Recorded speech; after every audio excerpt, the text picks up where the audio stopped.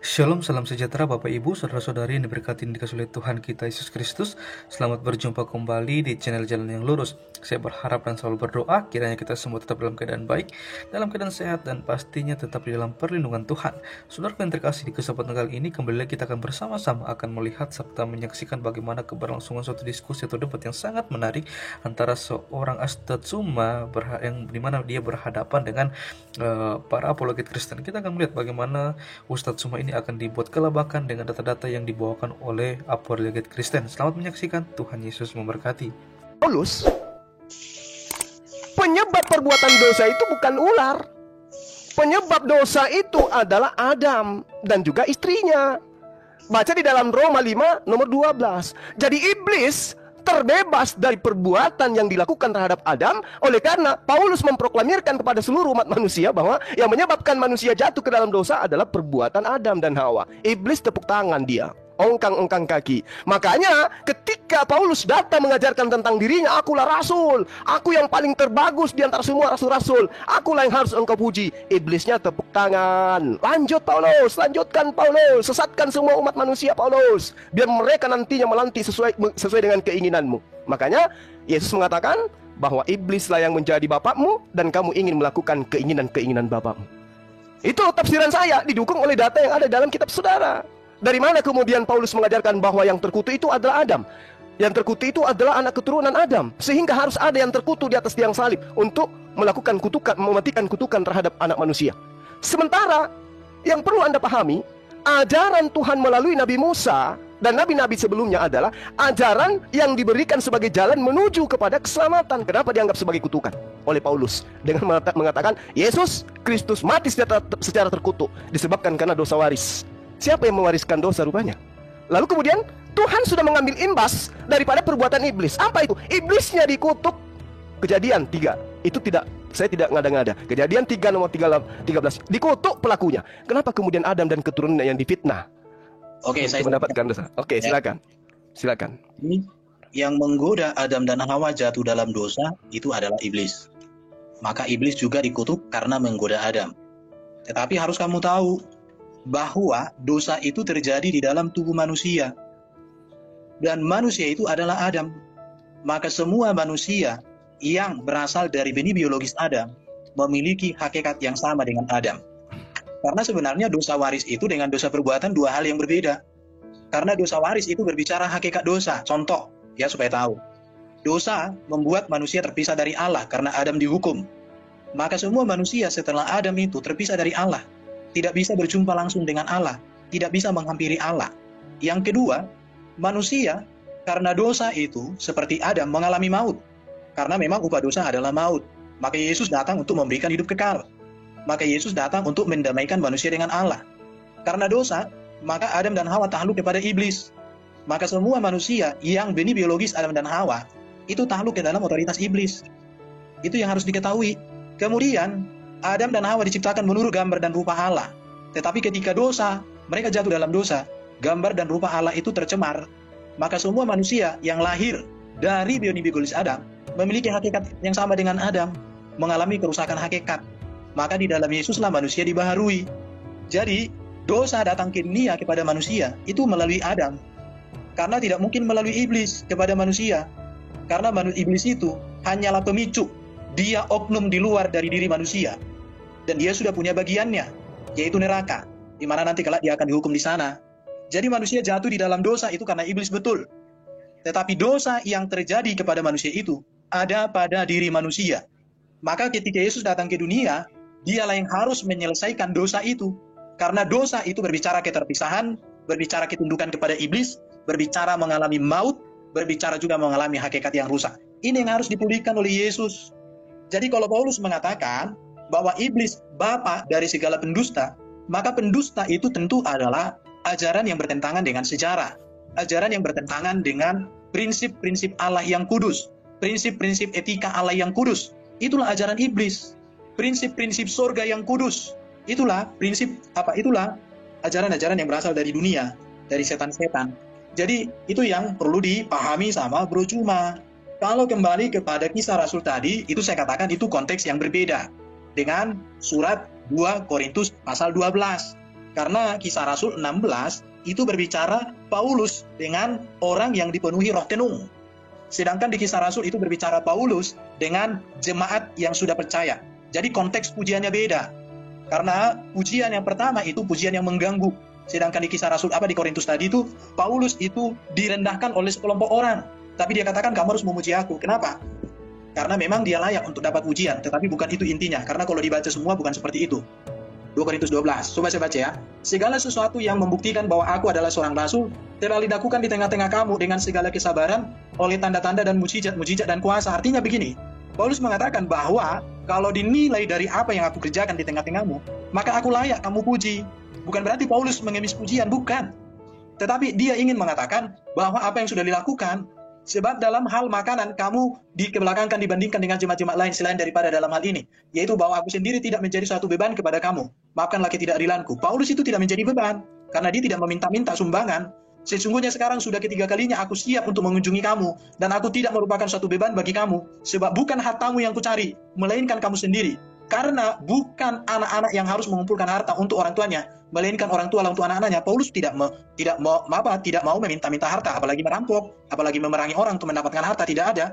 Karena itu aku suka mengorbankan milikku, bahkan mengorbankan diriku untuk kamu. Perhatikan ini. Karena itu aku suka mengorbankan milikku, bahkan mengorbankan diriku untuk kamu. Jadi jika aku sangat mengasihi kamu, masakan aku semakin kurang dikasihi? Ini pernyataan Paulus yang luar biasa. Baiklah, aku sendiri tidak merupakan suatu beban bagi kamu, tetapi kamu katakan dalam kelicikanku aku telah menjerat kamu dengan tipu daya. Jadi pernahkah aku mengambil untung daripada kamu oleh seorang dari antara mereka yang kudus kepada kamu? Ada orang menuduh Paulus itu licik, ada orang menuduh Paulus itu melakukan hal yang tidak pantas. Tetapi Paulus mengatakan, apakah betul apa yang dikatakan orang itu kepadaku? Buktinya apa? Aku berbuat banyak hal kepada kalian. Itu kan dikatakan Paulus di sini. Memang aku telah meminta dan seterusnya banyak. Jadi itu konteks yang berbeda, bro. Berbicara dosa waris itu bukan ajaran Paulus. Dosa waris itu artinya itu kenyataan hidup manusia setelah manusia jatuh dalam dosa. Dan Yesus datang untuk menyelesaikan itu. Jadi gini, saya dikasih sampaikan, perbuatan dosa itu mencuri. Tetapi hakikat dosa itu artinya apa? Apa yang mendorong, apa yang menjadi penyebab manusia itu melakukan pencurian. Itu bedanya dosa dengan hakikat dosa. Silakan, mau tanya apa lagi? Oke. Saya tidak akan bertanya ya. Saya hanya ingin mengatakan bahwasanya kalau saudara menganggap bahwasanya apa yang saya uraikan di awal itu adalah sesuatu penafsiran keliru dan salah konteks. Ingat, saudara Erben, orang-orang Yahudi diceritakan dalam kitab saudara, Kisah Para Pewarta 21 nomor 28. Di situ mereka berseru, "Hai orang-orang Israel, please, ya, tolong. Inilah orang yang di mana-mana mengajar semua orang untuk menentang bangsa kita dan menentang hukum Taurat di tempat ini. Dan sekarang ia membawa orang-orang Yunani pula ke dalam bait Allah dan menajiskan tempat suci kita." Ini orang-orang Israel diseru kalau Paulus itu adalah penyesat. Mereka mengatakan Paulus ini adalah penyakit sampar. Boleh Anda baca di Kisah Para Pewarta 24 nomor 5. Sedangkan di dalam kitab saudara diceritakan seperti apa yang saya uraikan tadi, bahwasanya justru Paulus ini, ya, di tempat yang lain diceritakan justru iblis yang menjadi pendukungnya. Orang-orang ini, Paulus in the gang, adalah hamba Theos yang maha tinggi. Mereka memberitakan kepadamu jalan kepada keselamatan. Keselamatan yang mana ini? Sehingga kalau saya analogikan, Paulus seakan-akan mengatakan, diam, jangan ribut. Kenapa saya mengatakan seperti itu? Karena memang kata kata Yesus, waspada terhadap seseorang yang datang di tengah-tengah kamu. Nah, lalu kemudian ketika saudara mengatakan ada kutukan, sehingga kemudian harus ada yang menembus. Saya katakan kepada saudara, kalau di dalam kitabnya orang Yahudi jelas bahwa yang dikutuk kemudian itu adalah iblis, ular. Pengakuan Hawa dan Adam juga mereka tergelincir karena iblis. Tapi pengakuan Paulus dituduhkannya kemudian kepada Adam dan Hawa. Anda membuat semua narasi, padahal Tuhan menyatakan di dalam Kejadian 5 nomor 2, laki-laki dan perempuan yang diciptakan Tuhan itu, mereka diberkati. Lalu mereka diberi nama manusia. Pada waktu mereka diciptakan, mereka sudah diberkati. Adam diberkati. Lalu kemudian Adam bertaubat, dia diampuni. Coba, berarti tidak ada dosa lagi terhadap dia. Lagian dosa yang dilakukan oleh Adam adalah dosa-dosa dia sendiri. Kenapa harus keturunannya? Siapa yang mengatakan bahwa keturunannya juga mewarisi dosa? Nah, coba kita lihat bagaimana pengajaran kitab saudara di dalam 2 Petrus 2. Sebagaimana nabi-nabi palsu dahulu nampak di tengah-tengah umat Tuhan, demikian pula di antara kamu. Kamu di sini adalah angkatan pertama. orang-orang yang ada di sekeliling Yesus. Akan ada guru-guru palsu. Mereka akan memasukkan pengajaran-pengajaran sesat yang membinasakan, kekal di neraka maksudnya. Nah, bahkan mereka akan menyangkal penguasa yang menebus mereka. Mereka menyangkal Tuhannya Bani Israel yang menebus mereka dari perbudakan Mesir, mengajarkan bahwa dia telah inkarnasi menjadi manusia bernama Yesus. Dia ingkar, di mana Tuhan yang membebaskan mereka sebagai penguasa yang telah menebus mereka dari perbudakan Mesir itu, diajarkan tidak ada ilah lain selain aku. Aku tidak bisa dibentuk dalam rupa apapun. Tapi kemudian diajarkan lain daripada pengajaran yang seharusnya. Makanya dikatakan mereka akan memasukkan pengajaran-pengajaran sesat yang membinasakan. Nah, karena itulah saya katakan kepada saudara, dukungan iblis itu datang untuk Paulus. Iblis sebagai orang yang mengkampanyekan itu. Dan coba lihat bagaimana iblis selalu senarasi dengan pengajaran Paulus. Iblis meneriakkan kepada Yesus, kepada orang-orang bahwa Yesus itu adalah anak Allah. Yesus itu adalah anak Tuhan. Di mana-mana iblis selalu mengajarkan itu. Bahkan iblis memberikan teori dan praktek menyembah kepada Yesus, sujud menghambakan diri kepada Yesus. Itu iblis juga yang melakukan itu. Sehingga Paulus pun mengajarkan hal yang sama. Oleh karena itulah saya katakan Kisah Para Rasul 16 nomor 16 sampai nomor 18 jelas terlihat bahwa iblis mendukung misi Paulus dengan mengatakan Paulus itu adalah orang benar, Paulus itu adalah jalan menuju kepada keselamatan. Sementara kalau kita melihat pengajaran Yesus, waspadalah terhadap ahli Taurat, orang Farisi dan seterusnya. Silakan. Oke ya, jadi kalau dibaca secara utuh Kisah Rasul pasal 16, justru di situ Paulus meningking orang itu di dalam nama Yesus. Dan seketika itu juga roh itu keluar. Bagaimana lagi kita mengatakan bahwa Paulus ini didukung oleh roh? Orang Paulus sendiri menolak. Tetapi kalau ada seorang sosok yang dikerumuni oleh jin, bahkan ada ayat yang turun tentang jin atau berbicara jin kepadanya, ini justru sesuatu yang harus, bahkan kitab sucinya ada namanya jin. Ini sesuatu hal yang harus diperhatikan, bro. Baru juga, kalau berbicara Paulus secara etika dan moral, sampai hari ini tidak ada cacat celah ajaran etika dan moral Paulus. Mungkinkah seorang manusia mengatakan bahwa ajaran etika dan moral yang sempurna berasal dari setan, sedangkan ajaran dan kehidupan yang bertentangan dengan etika dan moral dipuji-puji berasal dari Allah? Saya meragukan cara berpikirmu, bro. Saya sangat meragukan cara berpikirmu. Tidak ada cacat celah tentang etika dan moral dalam ajaran Paulus, tapi kamu berani mengatakan itu berasal dari setan. Sedangkan ada orang yang kehidupannya bertentangan etika dan moral, bahkan saya katakan kalau dia sekarang hidup di Indonesia, dipastikan dia akan ditahan di kepolisian, masuk penjara. Tetapi kamu katakan itu berasal dari Tuhan yang benar. Saya tidak mengerti logika pikirnya Bro Juma pada sesi kali ini di dalam cara berpikir ini. Baru tadi kamu katakan Adam diampuni dosanya. Pertanyaannya, kalau Adam diampuni dosanya, apakah Adam itu tidak diusir di dalam kitab Taurat diusir? Artinya apa? Keterusiran Adam dari Taman Eden itu sudah berbicara tentang hakikat dosa. Artinya di situ sudah terpisah dari Allah, dan semua manusia sejak Adam sampai sekarang ini tidak ada yang bisa berjumpa, tidak ada yang bisa berbicara langsung lagi, sudah terpisah karena hakikat dosa itu. Baru yang berikut, akibat dari dosa itu memang diampuni, tetapi konsekuensi dosa itu apa? Mati. Apakah Adam tidak mati? Mati dia. Itu buktinya bahwa hakikat dosa itu terjadi pada dia. Ubah dosa adalah maut. Apakah Adam tidak mengalami kerusakan secara naturnya? Rusak. Kenapa? Karena ketika dia jatuh dalam dosa, dia mempersalahkan istrinya. Ketika dia jatuh dalam dosa, dia tidak lagi seperti waktu pertama kali diperjumpakan dengan istrinya. Ketika jumpa dengan istrinya pertama kali, ini dari tulangku, daging dari dagingku. Tetapi setelah dia jatuh dalam dosa, wanita yang kau berikan di sisiku, dialah yang memberikannya kepadaku, menyalahkan. Seharusnya dia sebagai seorang suami gentle, mengakui bahwa dia gagal, karena firman Tuhan itu disampaikan kepadanya. Dia gagal memperhatikan istrinya, harusnya gentle. Jadi di sini bro, yang harus disampaikan lagi sama bro itu, jadi dosa itu bukan sekedar perbuatan mencuri, membunuh, berzina, bukan. Dosa itu berbicara tentang keterpisahan dengan Allah. Dosa itu berbicara ketundukan manusia di dalam otoritas iblis. Dosa itu berbicara manusia mengalami maut, kematian. Dosa itu berbicara tentang hakikat manusia yang rusak. Dan inilah yang mau diselesaikan, dikerjakan oleh Yesus. Maka di dalam Yesus manusia menang atas iblis. Dibuktikan oleh Yesus. Di dalam Yesus manusia menang atas maut. Maka Yesus naik ke surga, menyediakan tempat. Yesus berkata, aku kebangkitan dan hidup. Di dalam Yesus manusia yang rusak dibaharui. Maka dikatakan siapa ada di dalam Yesus Kristus, ia ciptaan baru, yang lama berlalu. Sesungguhnya yang baru sudah datang. Di dalam Yesus segala sesuatu yang terbaik disediakan oleh Allah. Tadi bro mengutip di dalam 2 Petrus tentang nabi-nabi palsu. 2 Petrus tadi bro kulip. Bro lupa bahwa yang menyatakan bahwa Rasul Paulus seorang pengajar dan penulis kitab suci yang benar, itu adalah Petrus sendiri. Bro Juma mengatakan bahwa Petrus berbicara nabi-nabi palsu. Tetapi pada kesempatan yang sama, Petrus justru memuji-muji Paulus bahwa ajaran Paulus itu adalah kebenaran yang sejati. Artinya apa? Berarti kalau ada teguran daripada Petrus tentang nabi palsu, sudah pasti itu bukan Paulus.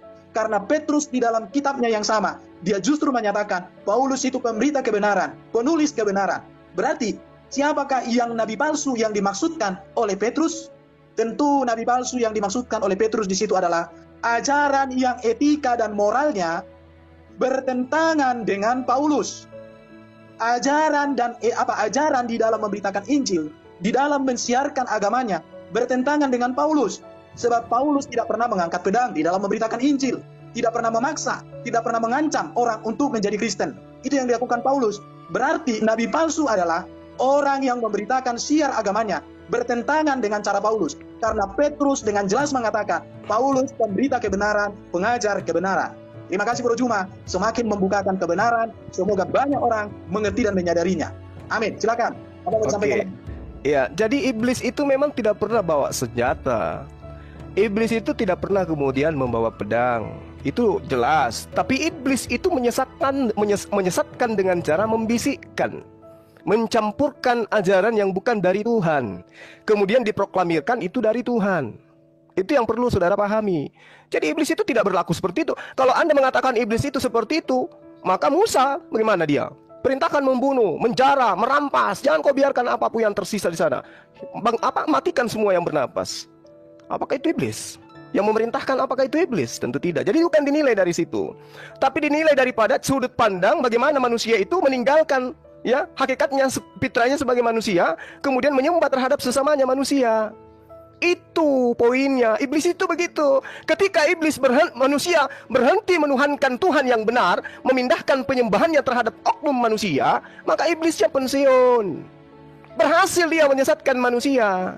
Karena kenapa? Buat apa lagi digoda? Dia sudah jatuh kok. Apa pembuktiannya? Dia menggantikan Tuhannya Abraham dengan Tuhan dalam rupa manusia. Kan itu poinnya. Nah, kemudian tadi saya katakan data yang sangat akurat di dalam kitab saudara, Kisah Para Pewarta 16, iblis yang memproklamasi di sana.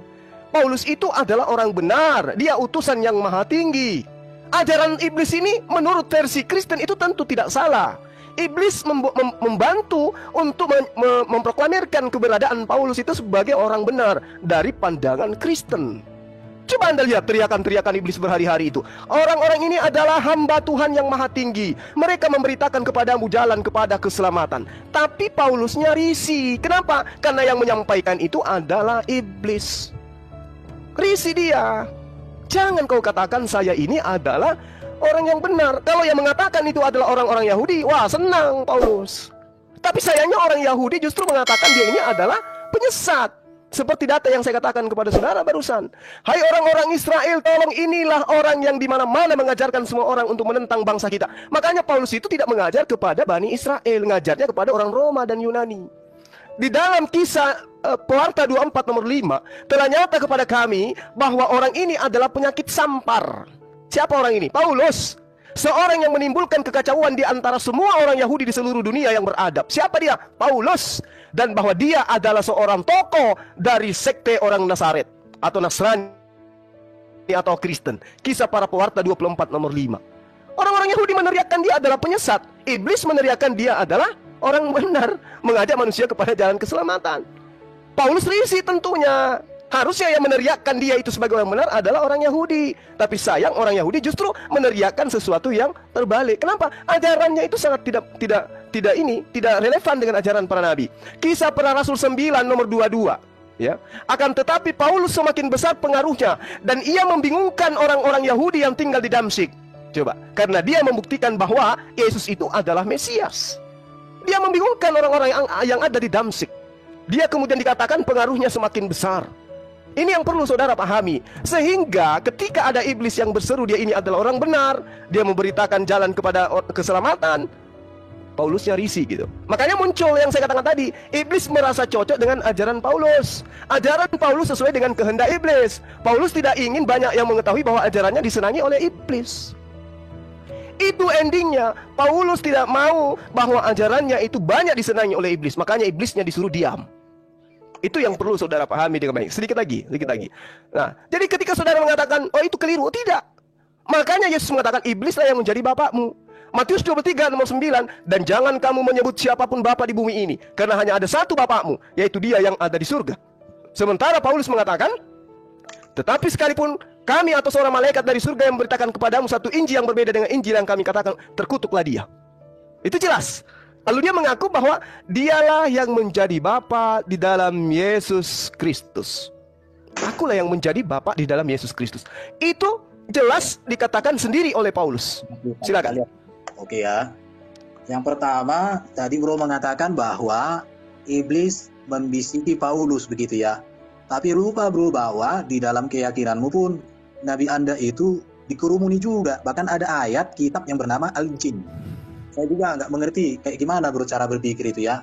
Mengerumuni. Bahkan bro, di dalam keyakinanmu itu, jin itu seagama denganmu. Syahadatnya sama denganmu di Islam kan bro.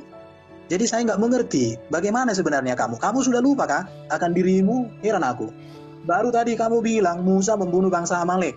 Memang kalau kamu belajar Alkitab itu tidak mengerti historitas, maka kamu akan kebingungan dan asal bicara. Itu masalahnya, kamu tidak mengerti historitas sejarahnya. Saya mau kasih tahu samamu, karena memang Quran kan bukan kitab sejarah. Quran itu kan hanya kitab yang ada mengatakan puisi. Ya, udah pernah dibahas Ibu Sofi sama Ustadz Wafin aja itu. Kitabmu itu bukan kitab historis. Bahkan kemarin barusan kau katakan kitabmu itu kitab independen. Kenapa Musa membunuh bangsa-bangsa di tanah Kanaan? Yang pertama kamu harus tahu bahwa panggilan Israel, yaitu panggilan berkat dan panggilan kutuk. Mereka dipersiapkan oleh Tuhan 400 tahun di Mesir untuk menjadi berkat bagi bangsa-bangsa, sekaligus menjadi kutuk bagi bangsa-bangsa. Bangsa Kanaan itu sebenarnya ditawarkan berkat oleh bangsa Israel. Tapi mereka menolak Israel, bahkan mereka memusuhi Israel. Karena mereka menolak berkat yang ditawarkan oleh bangsa Israel, maka mereka layak untuk dihukum. Bahkan 400 tahun lebih, Allah Israel memberikan kesempatan kepada bangsa-bangsa Kanaan itu untuk bertobat. Tapi mereka tidak bertobat sampai datang bangsa Israel umat pilihannya. Mereka juga menolak. Karena itu maka mereka dihukum. Sebenarnya hal ini tidak membingungkan bagimu kalau kamu mengingat kisah Nuh. Kisah Nuh di dalam kitabmu itu juga membunuh manusia. Yang diselamatkan kalau di Alkitab itu 8 orang. Kalau di kitabmu kayaknya lebih dari 8 orang. Gak sesuai dengan data Yahudi. Baru di dalam kitabmu itu pun sebenarnya kalau kau ingat kisah Lot, itu membunuh satu kota Sodom Gomora itu, 2 kota Sodom Gomora. Kenapa? Karena memang di sana amoral. Bahkan itu didatangkan api dari neraka. Dan bagimu kayaknya ada itu, Nabi Lot, ada di dalam keyakinanmu. Jadi sebenarnya kamu ini berbicara memang keluar dari ketidakpengetahuan Bro Juma. Baru tadi kau katakan bahwa iblis itu menyuruh untuk menyembah manusia. Orang Kristen menyembah Yesus bukan sebagai Bapa di sorga, bro. Orang Kristen menyembah Yesus sebagai Mesias. Bahkan orang Kristen menyembah Yesus untuk kemuliaan Allah Bapa. Kenapa? Karena penyembahan kepada Allah Bapa itu melalui Yesus. Kau bilang tadi menuhankan manusia, menggantikan Tuhan Abraham. Kamu salah. Ini mungkin sudah kesekian puluh kali saya berbicara sama Bro Juma. Beda Tuhan dengan Allah. Kenapa nggak pernah update terus Bro Juma? Aku heran lihat kamu. Udah berapa kali ku bilang bahwa Allah itu God, Theos. Sedangkan Tuhan itu adalah Lord, Kurios. Jadi Yesus itu adalah Lord, Kurios. Kurios yang di bumi di surga sebagai penguasa. Makanya orang Kristen beriman kepada Yesus. Jadi penyembahan orang Kristen kepada Yesus bukan menggantikan posisi daripada Allah Abraham, Isa dan Yakub, bukan. Justru penyembahan kepada Yesus itu menegaskan ketundukan kepada Allah Bapa di surga. Karena Bapa di surga mengatakan bagaimana? Barang siapa menghormati Yesus, menghormati Bapa. Barang siapa menghormati Bapa, menghormati Yesus. Kenapa? Karena hanya melalui Yesuslah manusia berkenan kepada Bapa. Hanya melalui Yesuslah penyembahan yang benar kepada Bapa. Hanya melalui Yesuslah manusia mengerti isi hati Bapa. Di situ. Baru tadi bro, kau bilang tadi kisah Rasul 16. Itu Rotenung membantu Paulus. Tetapi jangan lupa ya. Dalam satu peristiwa, iblis pun pernah mengakui, Yesus anak Allah. Apakah engkau mau membinasakan kami? Yesus mengaku apa? Iblis mengakui bahwa Yesus itu anak Allah. Artinya dia datang dari Allah, dia firman Allah. Diakui. Tapi bedanya adalah iblis itu tidak pernah tunduk, tidak mau menyembah, tidak mau mengagungkan. Dia tahu. Sama seperti Rotenung yang ada di kisah Rasul tadi. Dia tahu bahwa Paulus itu pemberita kebenaran. Jangankan iblis tahu tentang Yesus, jangankan iblis tahu tentang Paulus, bahkan iblis tahu bahwa Allah itu Esa. Iblis tahu Allah itu Esa, hanya dia tidak taat, tidak tunduk. Sama seperti kisah Rasul 6. Dia tahu bahwa Paulus itu pemberita kebenaran, tetapi dia tidak mau taat, dia tidak mau tunduk, dia mau membangkang. Artinya, dia mau menentang Paulus dan menentang Yesus dengan cara-caranya itu. Itu yang menirukan, sama seperti waktu Yesus. Yesus anak Allah. Apakah engkau datang untuk membinasakan kami? Diakui kok Yesus anak Allah. Terus nanti kamu bilang, wih, berarti iblis mengakui Allah itu Esa. Makanya bagi orang Kristen, kalau ajaran hanya mengatakan Allah itu Esa, titik. Nggak beda dengan iblis, bro. Itu ada di Yakobus 1 Petrus itu ya. Baru tadi kamu katakan di sini Kisah Rasul 24 ayat 5, dikatakan di sini mirip. Ya, Paulus itu kan disebut membuat kerusuhan, kamu bilang. Ini saya katakan orang-orang yang di Kisah Rasul 24 ayat 5. Saya katakan ini orang-orang seperti FPI. FPI itu orang yang fanatik dengan keagamaannya. Tapi kalau ada orang Kristen beribadah digangguin, dilempari, bahkan ada itu putar musik. Seperti itulah orang-orang Yahudi yang ada di Kisah Rasul 24 ayat 5. Karena Paulus itu memberitakan kebenaran dengan luar biasa. Banyak orang percaya, banyak orang bertobat. Akhirnya mereka yang fanatik agama itu secara sempit, secara buta seperti FPI. Akhirnya mereka protes, mereka marah, mereka mau menghancurkan Paulus. Seperti FPI melakukan gereja di masa kini. Baru di 109 kita dikatakan, orang Yahudi bingung. Kenapa orang Yahudi bingung ketika Paulus memberitakan Injil? Karena tadinya Paulus itu seorang pemberita ajaran Taurat dengan gigi. Bahkan orang-orang yang menentang hukum Taurat secara ketat itu dibunuh sama Paulus, diusir, bahkan orang-orang Kristen. Tetapi sekarang tiba-tiba dia bertobat, tiba-tiba dia berubah. Akhirnya orang-orang jadi bingung. Sama seperti Bro Juma. Kalau Bro Juma tiba-tiba sekarang jadi percaya Yesus, menjadi muridnya Erben kamu, sama-sama kita memberitakan Injil. Semua murid-murid di dunia ini jadi bingung. Apa ini si Juma ini? Sekarang kok jadi sama dengan Erben, memberitakan Yesus Kristus mereka ini. Bingunglah semua para viewer itu, bro. Bingung mereka. Tadinya Juma ini penghujat, tadinya Juma ini kurang ajar sama orang Kristen, dimaki-maki, diputar balikan. Sekarang si Juma jadi pemberita Injil. Semoga kau seperti Paulus, bro. Masih ada pintu buatmu bertobat. Karena Paulus tadinya bukan hanya menghina Yesus, bukan hanya menghina orang-orang Kristen, tapi dibunuh, dipotong, dihajar, dipenjarakan orang-orang Kristen. Tiba-tiba Paulus itu bertobat. Bingunglah semua orang. Dan saya percaya Papa Juma juga, kalau kau malam hari ini bertobat, masih ada kesempatan buatmu. Maka seluruh Indonesia yang mengikuti perdebatan di dunia ini bingung. Kenapa? Karena Juma bertobat. Haleluya. Ya, jadi gini, pertama saya mengucapkan terima kasih banyak ya. Anda sudah mengakui Paulus ini awal karirnya kemudian minta disanjung, minta dipuji, setelahnya adalah melakukan penganiayaan terhadap murid Yesus. Sangat disayangkan, saudara, karena Yesus justru mengatakan penyesat itu akan mengawali karirnya dengan cara membunuh murid-muridnya. Anda bisa baca di dalam Lukas 21 nomor 12. Jadi itu digenapi oleh pendiri agama saudara. Makanya ketika Anda mengatakan iblis pun tahu Yesus itu adalah anak Tuhan. Nah ini, justru iblis datang beberapa kali kepada Yesus, memproklamirkan kepada orang-orang Yahudi yang ada pada saat itu bahwa Yesus itu adalah anak Tuhan. Tapi Yesus anak Theos ya, anak Elohim. Tapi Yesus tidak pernah mengiyakan. Bahkan ketika itu Yesus mengajak mereka untuk menyembah hanya kepada Tuhannya Yesus. Nah itu yang perlu Anda tanamkan di dalam benak Anda. Iblis memang sering menyeru, engkau adalah anak Allah, engkau adalah anak Allah, engkau adalah anak Allah. Tetapi tidak berhasil si iblis. Si iblis tidak berhasil membuat orang-orang sesaman Yesus, membuat orang-orang Yahudi kemudian percaya kepada iblis bahwa Yesus itu adalah anak Allah. Kok kamu tahu siapa iblis?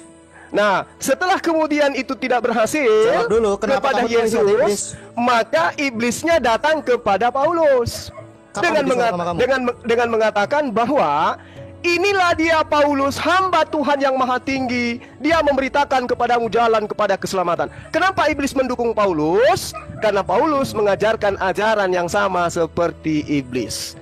Yesus adalah anak Allah. Iblis juga mengajarkan hal seperti itu. Paulus juga mengajarkan hal yang sama. Adakah Yesus mengatakan bahwa dirinya adalah anak Allah? Tunjukkan dalilnya.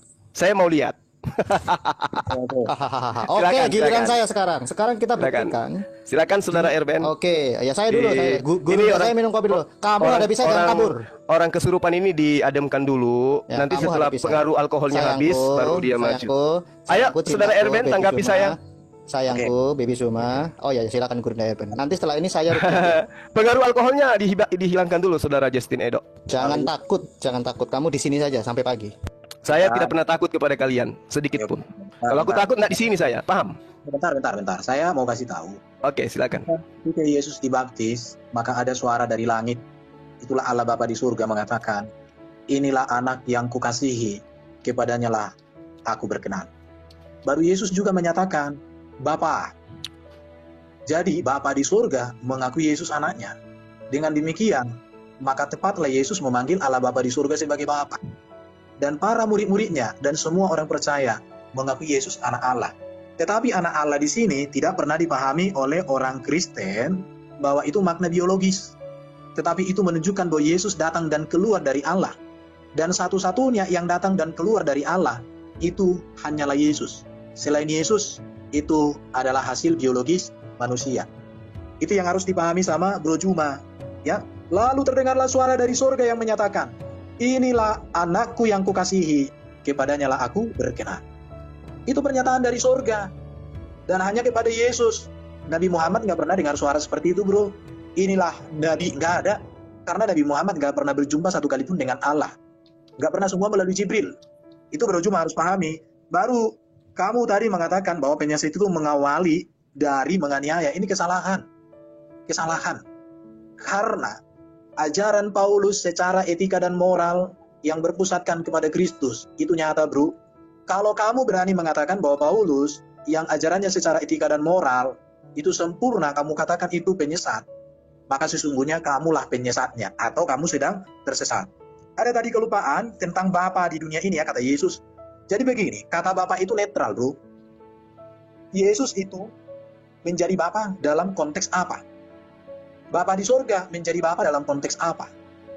Paulus menjadi Bapa dalam konteks apa? Sebagai guru, Paulus Bapa rohani, bukan sebagai pengganti Bapa di surga. Bagi orang Yahudi itu Bapa itu kan sumber. Maka bagi mereka hanya Bapa di surga, Allah Abraham, Ishak dan Yakub lah yang menjadi Bapa bagi mereka. Gak ada yang lain. Dalam konteks Paulus, hanya Paulus lah menjadi Bapa bagi umatnya. Gak boleh ada nabi-nabi palsu yang lain. Nabi palsu itu apa? Ajarannya yang bertentangan dengan ajaran Yesus. Contoh, ajaran Yesus surga itu bukan soal kawin-mawin. Kemudian ada ajaran menjadi kawin-mawin. Ajaran Yesus tentang masuk surga itu melalui dirinya, tiba-tiba yang lain gak menolak apa. Itu namanya ajaran yang berasal dari dunia ini. Jadi sebenarnya Bro Juma, saya semakin melihat ada kegoncangan dalam jiwamu. Karena semua yang kamu sebutkan itu berasal dari kamu itu sudah gagal, sudah nggak paham apa-apa tentang Kristen. Di situ ya. Baru nanti kalau kita mau berbicara Yesus, saya mau kasih tahu sama Bro Juma ya, sama semua orang, mudah-mudahan kau live-kan ini. Yesus itu satu-satunya manusia yang tidak berdosa. Makanya kalau kita sudah percaya kepada manusia yang sudah tidak berdosa, maka kalau ada orang yang masih berdosa, bahkan disuruh minta ampun atas dosanya yang sudah dilakukan dan yang akan dilakukan, itu kita tolak. Yesus satu-satunya manusia yang sudah terangkat ke surga untuk menyediakan tempat bagi orang percaya kepadanya. Maka kalau ada manusia berbicara surga, tapi dia sendiri nggak bangkit, nggak naik ke surga, itu kita tinggal. Kita tinggal. Baru Yesuslah satu-satunya yang menjadi hakim yang adil, raja segala raja di hari zaman. Maka kalau ada orang, manusia, yang mengaku orang benar, tapi dia nanti di akhir zaman jadi terdakwa, itu kita tinggal bro. Yesus itu satu-satunya yang mati bangkit mulia. Kalau ada orang mati, nggak bisa ngapa-ngapain, nggak bisa bangkit, itu kita tinggal bro Juma. Jadi lebih baguslah kami menjadikan Yesus sebagai Tuhan kami, karena memang dia Tuhan yang diberikan oleh Bapa di surga, Allah kepada kami. Jadi karena Yesus Tuhan, maka keselamatan pasti ada di dalam Yesus. Kalau Yesus bukan Tuhan, maka keselamatan tidak ada pada dia. Jadi ketuhanan Yesus berbicara, kepenguasaan Yesus, kemesiasan Yesus, di mana seluruh kemesiasan dan otoritas itu adalah dari Bapa di surga. Saya pikir sudah jelas sekali. Apa ada yang ketinggalan lagi kah yang mau kutanggapi? Oke, udah. Oke, jadi saya tanggapi kawan ya. Jadi gini, terkait dengan penjabaran saudara. Saudara di awal tadi mengatakan bahwa Kristen itu tidak menyembah Yesus dengan pemahaman bahwa penyembahan terhadap Yesus itu menggantikan posisi Bapa. Tapi Kristen menyembah Yesus itu sebagai Mesias. Berarti kan udah jelas, sembahan Kristen itu untuk ini sudah dua sembahan, Bapa dan Yesus. Camkan itu. Nah, inilah yang diinginkan oleh siapa? Apakah penyembahan-penyembahan terhadap oknum di luar daripada Tuhannya Abraham, Ishak dan Yakub itu diinginkan oleh Tuhannya Abraham, Ishak dan Yakub, atau diinginkan oleh iblis? Penyembahan terhadap anak Maria ini, siapa yang menginginkan itu? Itu yang pertama. Kemudian ketika saudara mengatakan penyesat itu, nabi palsu itu tidak bertentangan dengan ajaran Yesus, tunjuk satu ajaran Paulus yang tidak bertentangan dengan ajaran Yesus. Yang mana itu? Kalau Anda melarikan kepada ajaran kawin-mawin, Anda lupa Yesus menjanjikan kepada pengikutnya Bani Israel 100 istri di surga. Buat apa istri 100 itu? Buat apa? Untuk cari kutu? Nggak mungkin. Ya, itu yang Anda harus pahami. Kemudian ketika Anda mengatakan Yesus satu-satunya manusia yang tidak berdosa sehingga Anda sembah, nah yang tertawa di situ siapa? Iblis. Memang dia mau kok supaya Anda memalingkan penyembahan dari Tuhannya Abraham ke siapa? Tuhan yang diajarkan di abad pertama. Dan itu yang Anda katakan. Padahal di dalam Yohanes 10 nomor 8, Yesus mengatakan semua manusia yang datang sebelum aku itu adalah pencuri dan perampok. Apa nggak berdosa dia kepada orang tuanya? Orang tuanya adalah orang tuanya adalah manusia. Dia yang melahirkan, dia bersusah payah. Tapi dia dengan gamblangnya mengatakan semua manusia yang datang sebelum aku adalah pencuri dan perampok. Dengan kata lain, dia mengatakan orang yang melahirkan dia adalah pencuri dan perampok. Terserah nanti Anda mau menafsirkan apa. Itu adalah dosa besar. Sama halnya dia mengatakan ibu yang melahirkannya itu adalah pencuri dan perampok. Anda mengatakan dia manusia suci. Dari mana sucinya? Kalaupun Anda mengatakan dia manusia suci, tetapi kitab Anda mengatakan tidak ada manusia di atas muka bumi ini, di bawah kolong langit ini yang pernah dilahirkan oleh manusia, oleh wanita, yang lebih besar dari Yohanes Pembaptis. Yesus kecil bro, dari Yohanes kecil. Kata siapa? Kata kitab lo, bukan kata saya lo. Makanya saya katakan kepada saudara, ketika kemudian di data yang di awal saya katakan, iblis menyanjung Paulus sementara orang Yahudi angkatan dia mengutuk dia. Yesus itu diajarkan oleh iblis. Dia adalah anak Tuhan. Orang-orang Yahudi nggak peduli, nggak percaya. Jangankan anak Tuhan, anak manusia halal saja kagak. Bahkan mereka mengatakan Yesus itu adalah anak haram. Iblis dia berhasil. Ketika kemudian muncul Paulus, disitulah baru berhasil iblisnya. Oleh karena itulah kemudian iblisnya memproklamirkan, memproklamirkan, inilah Yesus Kristus. Inilah Paulus. Ya, orang yang merupakan hamba Tuhan yang maha tinggi, dia memberitakan kepadamu wahai manusia jalan keselamatan. Maka dengarkanlah Paulus. Siapa yang berkata seperti itu? Iblis. Iblis yang berkata seperti itu, kawan. Iblis yang mengajarkan bahwa Paulus itu adalah orang benar. Anda mengatakan tadi Paulus itu nggak mau disanjung. Saya katakan kepada Anda, data di dalam kitab saudara, justru dia mengatakan, akulah sebenarnya yang kamu harus puji. Karena meskipun aku tidak berarti sedikit pun, namun di dalam segala hal aku tidak kalah terhadap rasul-rasul yang luar biasa itu. Cukup Hebat ya? bukan? Oke. Silakan saudara Erben. Saya jelaskan nih. Jadi kamu hanya memelintir, nggak apa-apa. Ya, Semoga silakan dengan penilaian saudara. sembahan orang Kristen itu kamu bilang dua. Yang kami sembah sebagai Allah ya Bapa di surga hanya satu. Yang kami sembah sebagai Mesias hanya satu, ya Yesus. Berarti Kenapa? dua kan? Bentar dulu, karena orang Kristen itu harus mengalami kerajaan. Justin Edo, sembahanmu dua Justin Edo. Tadi dijelaskan tidak bisa masuk. Oke lah Erben, saya izin menjelaskan. Gantian, Penyembahan. bertanya. Gantian. Oke. Enggak, di sini bukan ruang kita nggak usah bertanya. Sedikit Pak Erben boleh? Oke, Ya, oke. silakan. Selesaikan boleh sebentar. Selesaikan dulu ya. Silakan. Oke, jadi menyembah itu karena kan kerajaan surga kan, Yesus rajanya, Bapa di surga memberi kuasa kepadanya. Dalam konteks kerajaan itu Yesus harus disembah. Kalau kita nggak menyembah Yesus sebagai raja ya diusir. Sama seperti orang di Jogja sana, coba kau lawanlah Raja Jogja, kau diusir dari Jogja. Itulah konteks penyembahan kepada Yesus.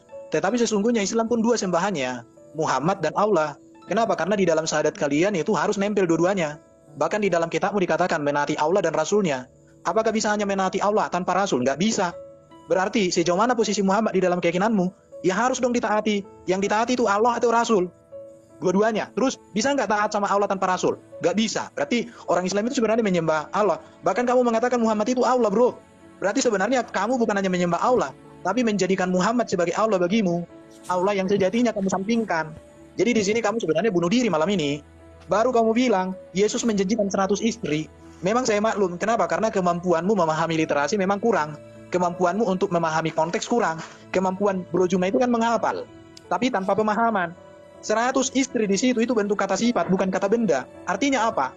Nilai seorang yang mengabdi kepada Yesus, apa yang ditanggalkannya, apa yang ditinggalkannya demi Yesus, maka nilai yang dia dapatkan dari pengabdian itu 100 kali lipat. Karena 100 istri atau 100 di situ, itu bukan bicara jumlah. Kau cek bahasa Yunani, saya udah cek. Itu kata sifat, itu berbicara nilai. Nilai sebuah pengabdian itu tak terdandingi. Tapi karena kamu memang orang yang hanya biasa apa tanpa memahami konteks tepat, ya saya maklum lah, saya maklum. Baru tadi kamu katakan ya, dikatakan ini semua pencuri. Kamu lupa membaca Yohanes 10. Yohanes 10 itu berbicara Yesus sebagai gembala yang baik. Domba-dombanya siapa? Semua manusia yang percaya kepadanya. Jadi kalau ada orang ingin melayani orang Kristen tapi tidak membawa Yesus atau tidak di dalam nama Yesus, ya itulah pencuri. Makanya Nabi yang tidak membawa nama Yesus di dalam pengajarannya, itu justru Nabi palsu. Itulah pencuri. Itulah yang kolok-kolok, bro. Coba kamu baca deh Yohanes pasal 10 itu. Aku berkata kepadamu, sesungguhnya siapa yang masuk ke dalam kandang domba dengan tidak melalui pintu, tetapi dengan memanjat tembok, ia adalah seorang pencuri dan seorang perampok. Tetapi siapa yang masuk melalui pintu, ia adalah gembala domba. Untuk dia penjaga membuka pintu dan domba-domba mendengar suaranya, dan ia memanggil domba-domba masing-masing menurut namanya dan menuntunnya keluar. Jika semua domba dan seterusnya. Saya nggak usah bacakan semua, nanti terlalu banyak tausiah. Jadi itu menegaskan bahwa Yesus gembala yang baik. Melalui Yesuslah kita mendapatkan pengembalaan dari Bapa di surga. Melalui Yesuslah kita mendapatkan asupan gizi rohani dan gizi jasmani dari Bapa di surga. Itulah artinya di situ, bro. Baru kau katakan tadi Yohanes lebih besar dari Yesus. Memang kamu itu kurang membaca. Memang di antara semua manusia yang dilahirkan, Yohanes Pembaptis yang paling besar. Tetapi yang terkecil dalam kerajaan surga jauh lebih besar. Bahkan Yohanes Pembaptis mengatakan kepada Yesus, membuka tali kasutnya pun aku tidak layak. Jadi artinya kembali Bro Juma di sini, membaca itu nggak pernah utuh. Saya nggak tahu ya, kalau saya dulu waktu sekolah belajar Alkitab itu, baca satu perikop 10 kali. Satu perikop ya, bukan satu ayat. Saya mau sampaikan sama Bro Juma, cara belajar Alkitab bukan cara belajar Al-Quran. Karena di dalam Quran ayat 1, 2, 3, satu topik. 3, 4, 5, contoh ya. Ayat 1, 2, 3 bicara Adam. Tiba-tiba nanti 4, 5, 6 akhir zaman. Itu nggak nyambung, bro. Kalau Alkitab itu enggak, ayat 1, 2, 3, 4, 5, 6, bisa 10, satu konteks. Jadi harus dilihat perikopnya, itu yang harus. Baru kau katakan tadi, iblis sanjung-sanjung Paulus. Tapi kamu nggak pernah berpikir kalau jin itu mengurumuni Nabi Muhammad. Itu ada di dalam Al-Jin. Itu yang dibahasakan oleh MKC itu. Bahkan kemarin aku sama siapa itu, ada orang muslim mengatakan memang betul itu. Ya tapi ya susah, bro, kalau aku ngomong kayak gitu nanti kau bilangin macam-macam lagi. Ada kau surah Al-Jin dalam Quran, bro. Dan itu berbicara memang, bahkan ada siapa kemarin itu, ada orang muslim. Saya nggak rekam aja, dikatakan begini. Ketika surat itu turun, maka semua jin di seluruh dunia datang, mengumpul kepada seseorang itu. Kemudian dibacakanlah surat itu katanya. Jadi saya makin bingung dengan Bro Juma. Sebenarnya kamu semakin menyerang Paulus, tetapi secara tidak langsung, kamu menggerogoti akidahmu sebenarnya, bro. Iya, kamu menggerogoti akidahmu sebenarnya. Tapi memang begitulah, bro. Bro Justin, apa mau kesampaikan, bro? Silakan. Saya pikir saya cukup. Terima kasih. Saya mau bahas statement Zuma tadi yang mengatakan ajaran iblis adalah ajaran Paulus. Logika dia mengatakan, kesimpulan dia mengatakan bahwa 100 istri di surga itulah ada ajaran iblis. Ini namanya maling teriak maling, tapi malingnya goblok. Ya, kau secara tidak langsung ingin mengatakan bahwa ajaranmu itu ajaran iblis. Jangan emosi. Kelihatan iblismu nanti, santai. Sudah. Relax. Santai. Iblismu kelihatan nanti ya. Tutup mulut dulu, duduk di pojokan. Oke ya. Kita Biar ini judulnya adalah Zuma belajar Alkitab ya, karena dia tidak mampu mewartakan Bible. kesempurnaan. Jangan kayak iblis suka nyesat-nyesat. Biblos.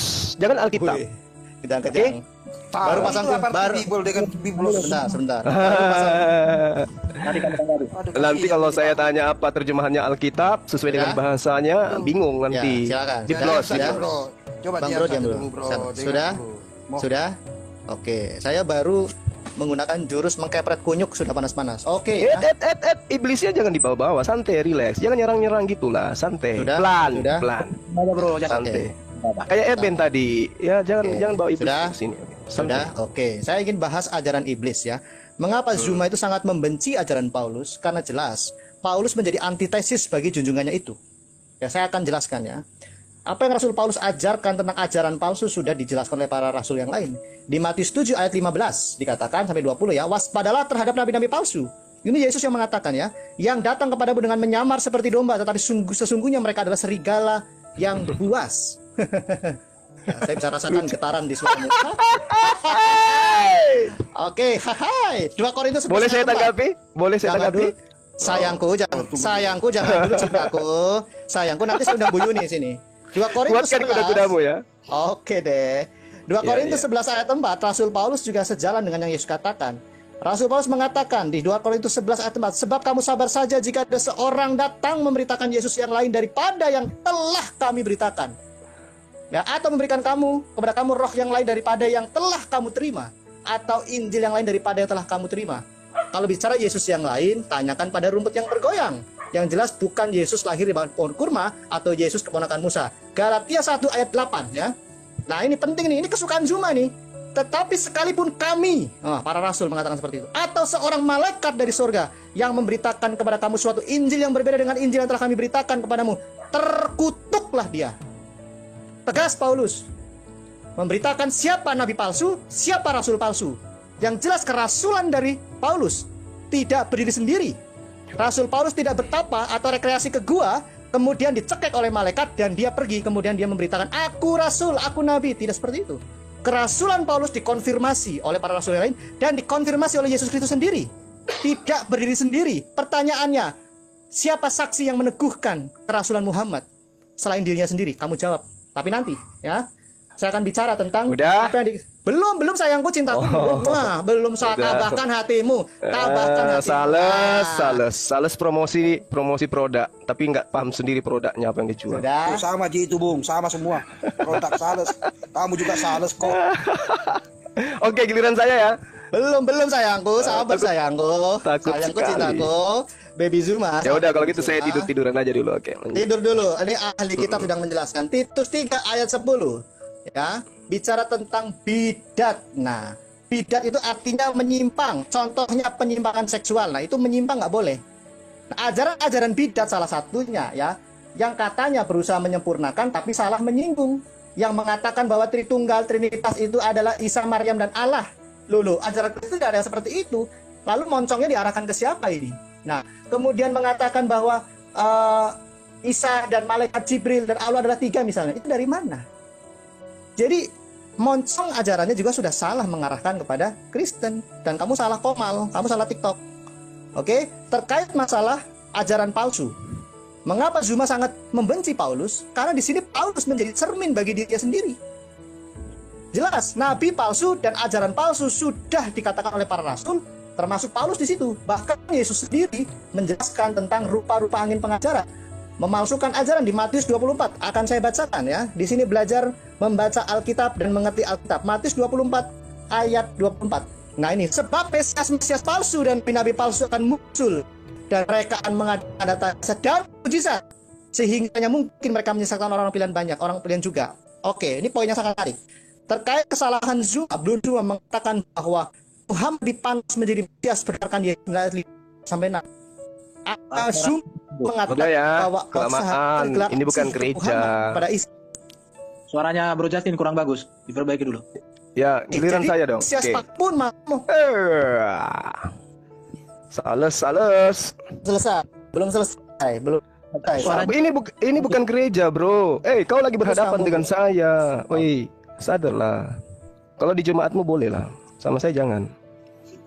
Oke. Bro Ya. Justin, Sudah lagi. Oke. 1400 tahun silam Al-Quran mengatakan wa iskara Isa bin Maryam ya a'anta qulta linnas takhizuni wa ummi. bagusin dulu. Oke. 1400 tahun silam Al-Quran mengatakan, wahai Isa, apakah engkau yang mengajarkan untuk menjadikan dirimu dan ibumu itu adalah Tuhan selain aku? Nah, saya ajarin supaya kamu paham. Pada tahun 431 Masehi, tokoh-tokoh gereja sedunia bertemu di konsili Efesus. Apa salah satu visi dan misi yang kemudian dihasilkan dari konsili Efesus? Ya, mensahkan Maria sebagai ibu Tuhan. Catat itu, ya, catat supaya kamu itu ada ilmu sedikit. Nah, golongan-golongan mereka yang kemudian mendudukkan, orang-orang Kristen yang mendudukkan Bunda Maria itu Tuhan, biasa disebut dengan golongan Mariamites atau Ebeniot. Itu yang perlu Anda pahami. Jadi Al-Quran itu tidak asal ngomong, bos. Al-Quran itu kalam Allah yang tidak bisa kamu ragukan. Kemudian saudara Erben tadi mengatakan tentang apa yang mengajarkan kemudian domba yang tidak melalui pintuku, katanya, gembala yang tidak melalui pintunya. Paulus itu dari mana rupanya kok bisa jadi rasul? Kapan Yesus memberikan legitimasi agar dia menjadi rasul? Di mana ajaran Yesus yang mengatakan itu? Kalau Anda mengatakan, siapa saudara Edo mengatakan Injil lain, Yesus lain. Nah inilah Kristen yang mengajarkan Injil lain, Kristen yang mengajarkan Yesus lain. Yesus yang benar itu tidak seperti yang Anda kabarkan, mati di atas tiang salib, bangkit pada hari ketiga menjadi Tuhan. Enggak seperti itu. Injil lain, baca kisah para rasul. Di situ jelas ada Injil Yesus. Apa Injil Yesus? Firman-firman yang Yesus terima dari Tuhannya, yang telah Yesus sampaikan sebelum Yesus terangkat ke langit. Sementara kitab Anda itu adalah kitab yang disampaikan setelah Yesus tidak ada. Jadi mereka menuliskan kitab kanonik berdasarkan selera mereka masing-masing, atas penyelidikan dan berita-berita yang mereka dengarkan di antara orang-orang yang ada di sekelilingnya. Jadi Anda keliru, Anda salah ketika Anda mengatakan itu adalah Al-Quran. Salah besar Anda di situ. Kemudian cerita-cerita yang Anda bangun kemudian terkait dengan Islam, terkait dengan Rasulullah Muhammad SAW, Matius 7 nomor 15 arahnya ke sana, Anda keliru kawan. Matius 7 nomor 15 itu harus Anda pahami satu perikop. Giliran saya ngajarin kalian nih. Jangan asal nuduh-nuduh, semua harus baca satu perikop. Anda belum baca, saya udah tamat. Kenapa? Anda itu jemaat, saya bukan.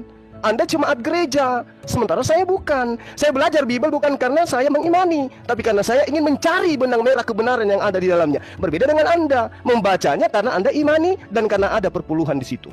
Waspadalah terhadap nabi-nabi palsu yang datang kepadamu dengan menyamar seperti domba. Menyamar seperti domba. Sejak kapan baginda Rasulullah Muhammad SAW menyamar seperti orang Israel? Menyamar sebagai pengikut nabi-nabi Israel. Sejak kapan?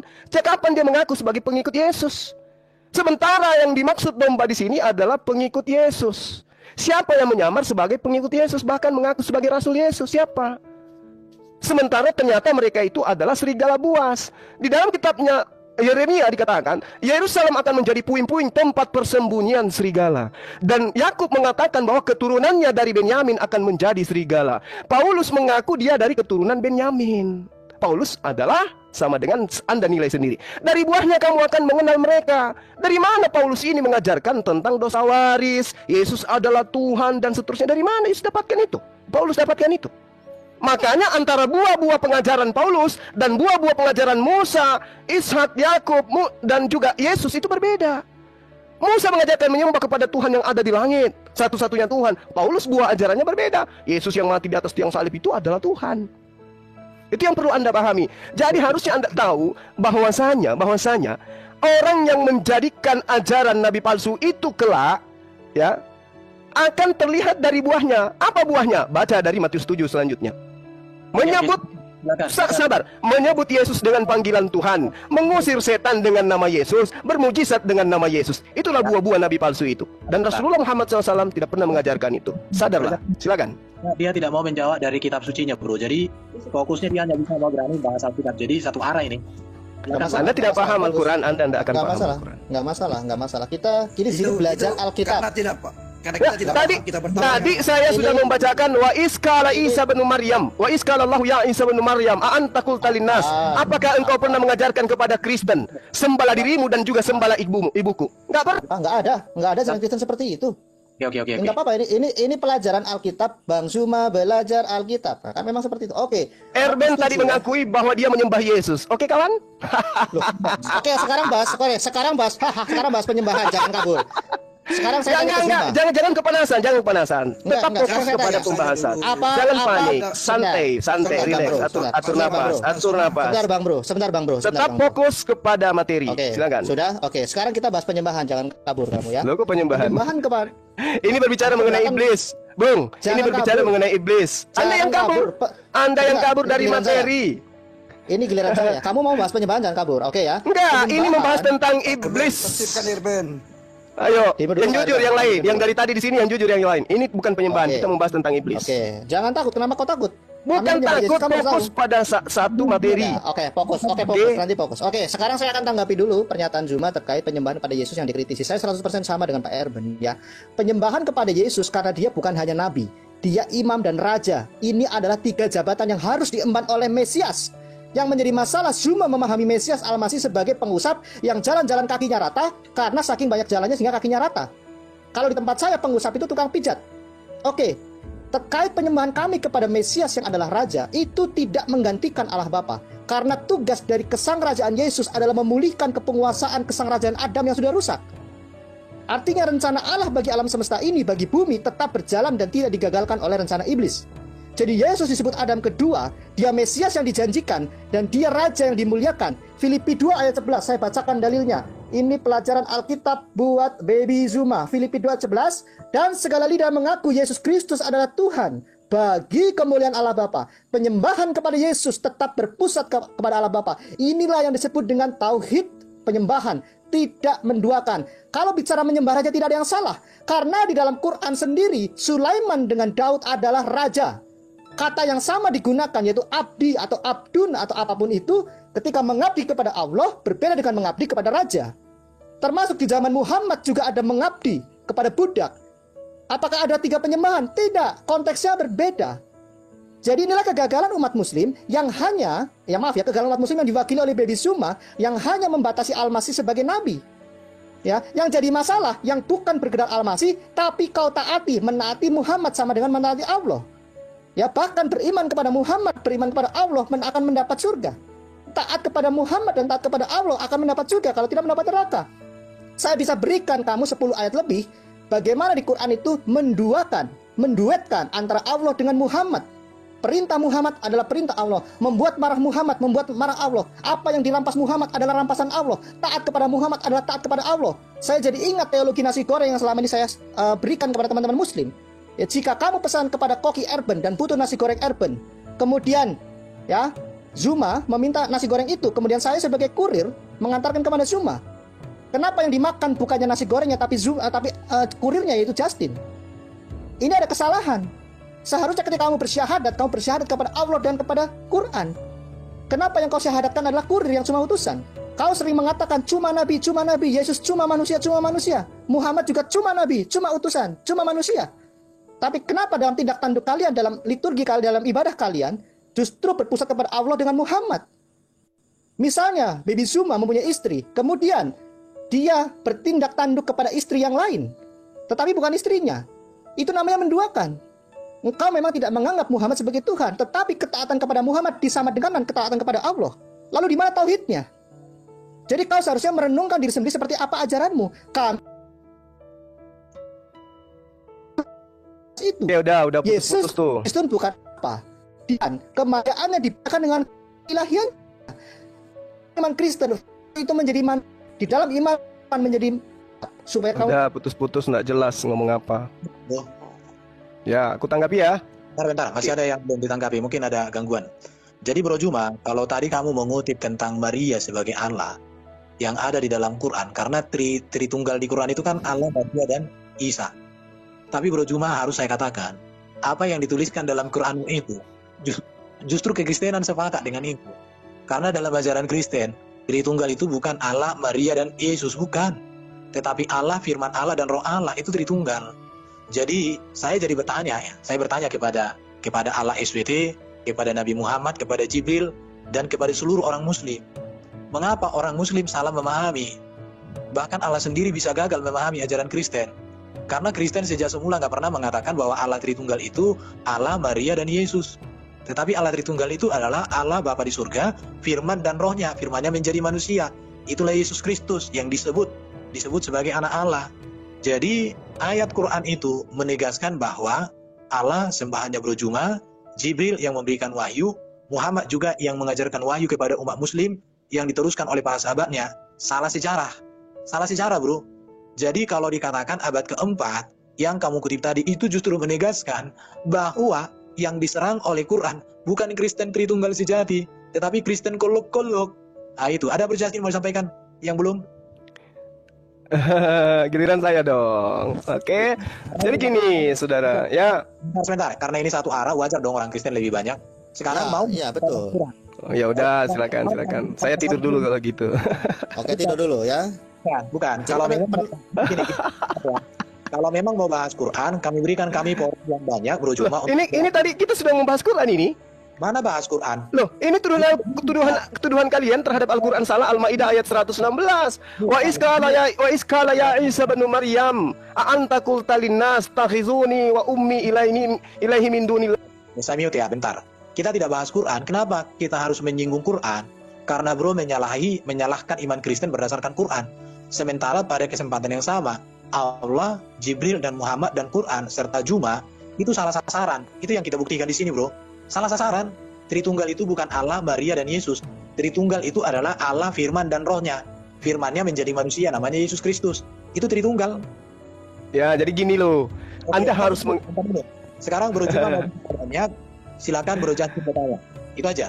Aduh, ketakutan sekali Kristen ini. Bukan ketakutan.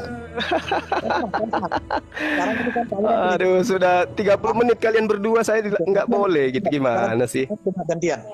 Di mana-mana kalau di room Kristen pasti keadilan itu tidak ada. Suara Pak Irwan tenggelam. Oke, sekarang kita Apa fokus. lagi? Kita mau lagi ngajar. Ini udah jam 10, mau ngajar lagi. Ada janjian lagi mau ngajar, mau lari. Bukan, saya udah berapa Oh. jam meladeni Kira- kamu. Kirain mau lari lagi kayak semalam. Mana pernah aku Ayo lari? giliran saya dong, gimana sih? Kalian cuma cuap-cuap tanpa data. Aku mau menyampaikan tentang Bible berdata. Gimana sih teman-teman ini ah?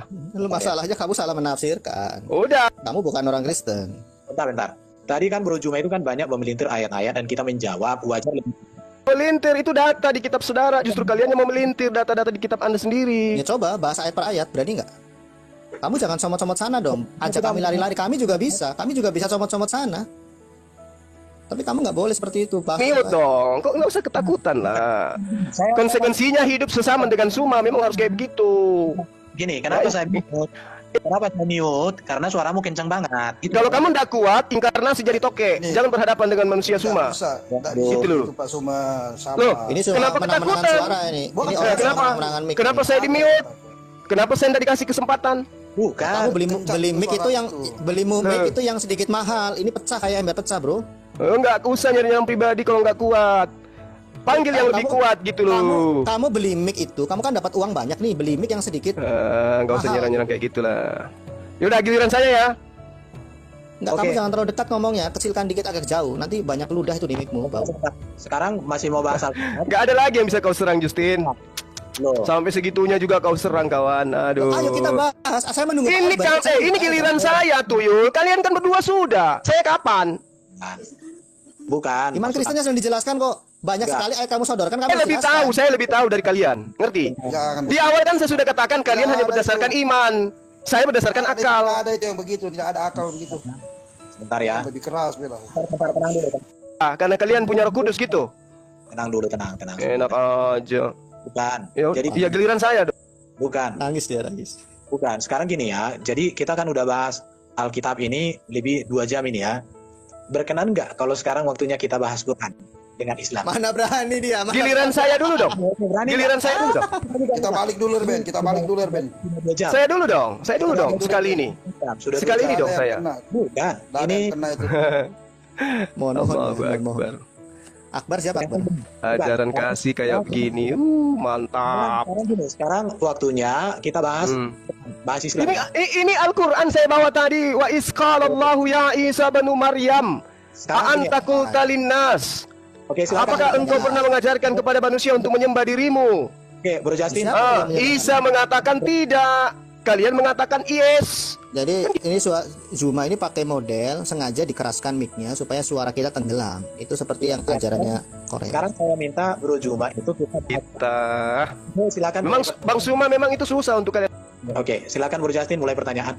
Kita berikan dia kesempatan untuk menjawab sesuai dengan ajaran dari Al-Quran sendiri. Ya, ya. Oke ya. Jadi saya ingin menanyakan beberapa ayat ya yang memang terkesan menduetkan Allah dengan Rasulnya. Padahal Muhammad ini kan hanyalah utusan. Yang terpenting adalah apa yang dibawa oleh utusan ini, yaitu Quran sebagai petunjuk, sebagai hidayah katanya. Tetapi banyak sekali ayat-ayat di Quran yang menduetkan Allah dengan Rasulnya dalam hal apa? Ketaatan. Nah ini yang menjadi permasalahan. Kalau cuma utusan, kenapa harus ditaati seperti itu? Bahkan menjadi seorang Islam itu harus bersyahadat. Bahkan bersyahadat itu sah jika melibatkan nama manusia Muhammad. Lalu di mana tauhidnya? Kalau keselamatan itu pun ditentukan oleh manusia biasa. Kalau Anda mengatakan Muhammad itu manusia luar biasa, tunjukkan keluarbiasaannya. Mengapa seorang utusan harus memiliki keluarbiasaan seperti itu? Saya bisa berikan datanya, tetapi saya tidak mau murahan mengobrol data. Tapi ketika kamu minta data, akan saya berikan data-data ayat di Quran. Mengapa kepatuhan, ketaatan kepada Muhammad mendapat porsi yang setinggi sama tingginya dengan Allah? Ya, bahkan memberi hormat kepada Muhammad itu juga memberi hormat kepada Allah. Mentaati Muhammad, mentaati Allah. Bahkan di dalam sholawat di surah 2 ayat 157 juga harus memohon. Dan itu mendapat pahala ketika memohon keselamatan Muhammad dan saudara-saudaranya, keluarganya. Hal-hal seperti ini yang kami pertanyaan, di mana ketauhidannya? Bahkan barang rampasan yang dirampas Muhammad itu pun adalah rampasan Allah. Mematuhi Muhammad, mematuhi Allah di surah 4 ayat 80. Silakan. Oke, silakan Bro Juma jelaskan apa yang ditanya. Oke ya.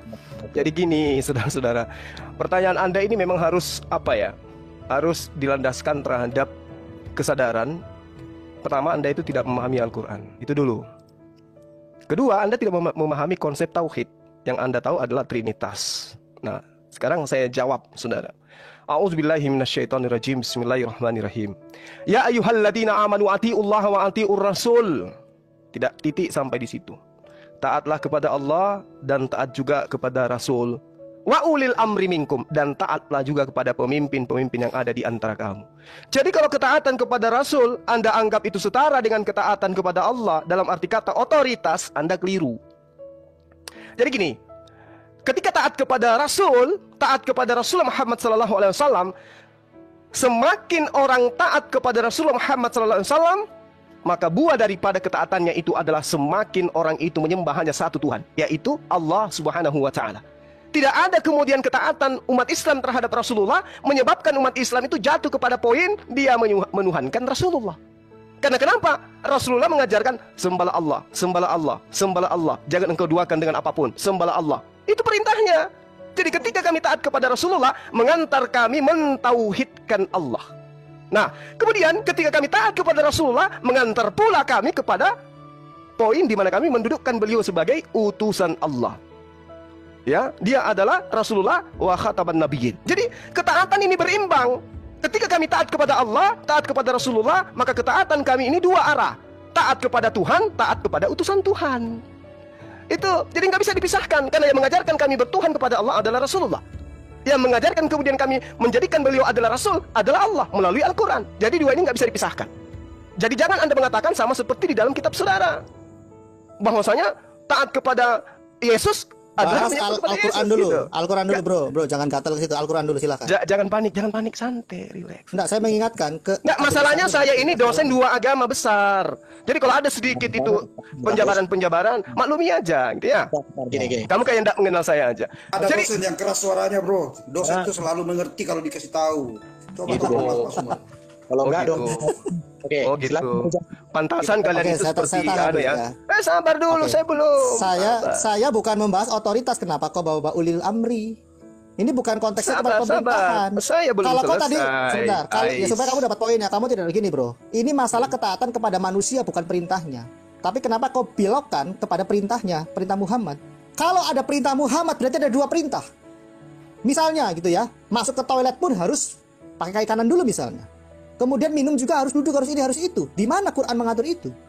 Kemudian apa lagi? Ya, cebok harus pakai batu misalnya. Kemudian apa lagi yang dijelaskan di hadis? Lalu di mana kegagahan Quran kalau harus diterjemahkan atau dijelaskan oleh hadis Muhammad? Kenapa Quran sebagai hadis Allah kira seperti itu tidak bisa berdiri sendiri, tertutupi oleh hadis Muhammad? Sampai urusan hal-hal yang seperti bersin itu adalah keluar kucing, tidak sholat itu dikencingin jin, apapun itu bukan Quran. Yang kami pertanyakan itu, mengapa terlalu berlebihan? Ada 6.600 ayat Quran, mungkin ada kurang lebih karena saya dengar juga ada yang dimakan rayap atau kambing, tetapi harus dijelaskan oleh ratusan ribu hadis, dan di dalamnya memuat sekian kata, artinya ada jutaan kata, menerangkan sekian belas ribu kata. Lalu di mana ketauhidan dari firman Allah itu, yaitu Quran, yang harus dijelaskan oleh perintah-perintah Muhammad? Seperti analogi saya tadi, kamu hanya punya satu istri misalnya, tetapi kamu memperlakukan wanita lain seperti istrimu, kamu tidak mengatakan dia istri. Demikian juga hal ini, kalau memang berpusat kepada Allah dan Qur'annya sebagai petunjuk bagi keselamatan umat manusia, kenapa harus dijelaskan seperti itu? Ini yang menjadi persoalan. Di mana ketauhidannya? Kalau harus disandingkan Allah dan Rasulnya. Saya berikan contoh, Israel, bangsa Israel, ya, ketika menganut monoteisme ketat, Musa pun tidak mencantumkan namanya di dalam syahadat Israel. Pengakuan Israel, pengakuan iman, Shema Israel. Tidak ada kata Musa, kurang besar apa Musa? Di dalam pengakuan iman gereja, butir pertama bicara tentang Allah yang esa. Butir kedua bicara tentang anak tunggal atau firman yang tunggal itu yang nusul menjadi manusia, bukan nusul menjadi buku. Jadi syahadat kami kepada Yesus ada dasarnya, karena dia bukan manusia biasa. Yang saya dengar bahwa Muhammad itulah hanya utusan, cuma cuma utusan. Ya, kalau kau pesan nasi goreng, yang kau makan nasi gorengnya bukan kurirnya. Kenapa kalian tidak bersyahadat kepada Quran dan Allah? Sehingga mencantumkan nama manusia biasa, ya, yang bahkan katanya belum jelas selamat dan harus didoakan. Kenapa di dalam pengakuan iman kalian di surah Al-Fat ayat 13 dan 17 tidak beriman kepada Muhammad dan Allah dan Rasulnya, hukumannya neraka. taat kepada Allah dan Rasul-Nya mendapat surga. Ini yang kami pertanyakan, di mana ketebalan dari ketauhidan kalian? Seberapa tebal? Ya, tidak menyembah Muhammad, tetapi yang kalian lakukan lebih daripada itu. Silakan dijawab. Oke, silakan Bro Juman, dijelaskan. Astagfirullahaladzim. Oke, baik. Jadi gini, ketika saudara taat kepada kedua orang tua, saya mengharap Anda itu tidak memahami bahwa Anda sedang menyembah orang tua. Ya. Jadi gini penjabarannya, saudara-saudara Kristenku yang membaca kitabku pun tidak mampu. Gini, ketika ada perintah di dalam Al-Quran, ya, alladzina yu'minuna bil ghaibi wa yuqimunas shalah. Orang-orang beriman itu adalah yang beriman kepada yang gaib dan yang melaksanakan sholat. Lalu kemudian di dalam Al-Quran tidak diuraikan seperti apa pelaksanaan sholat itu.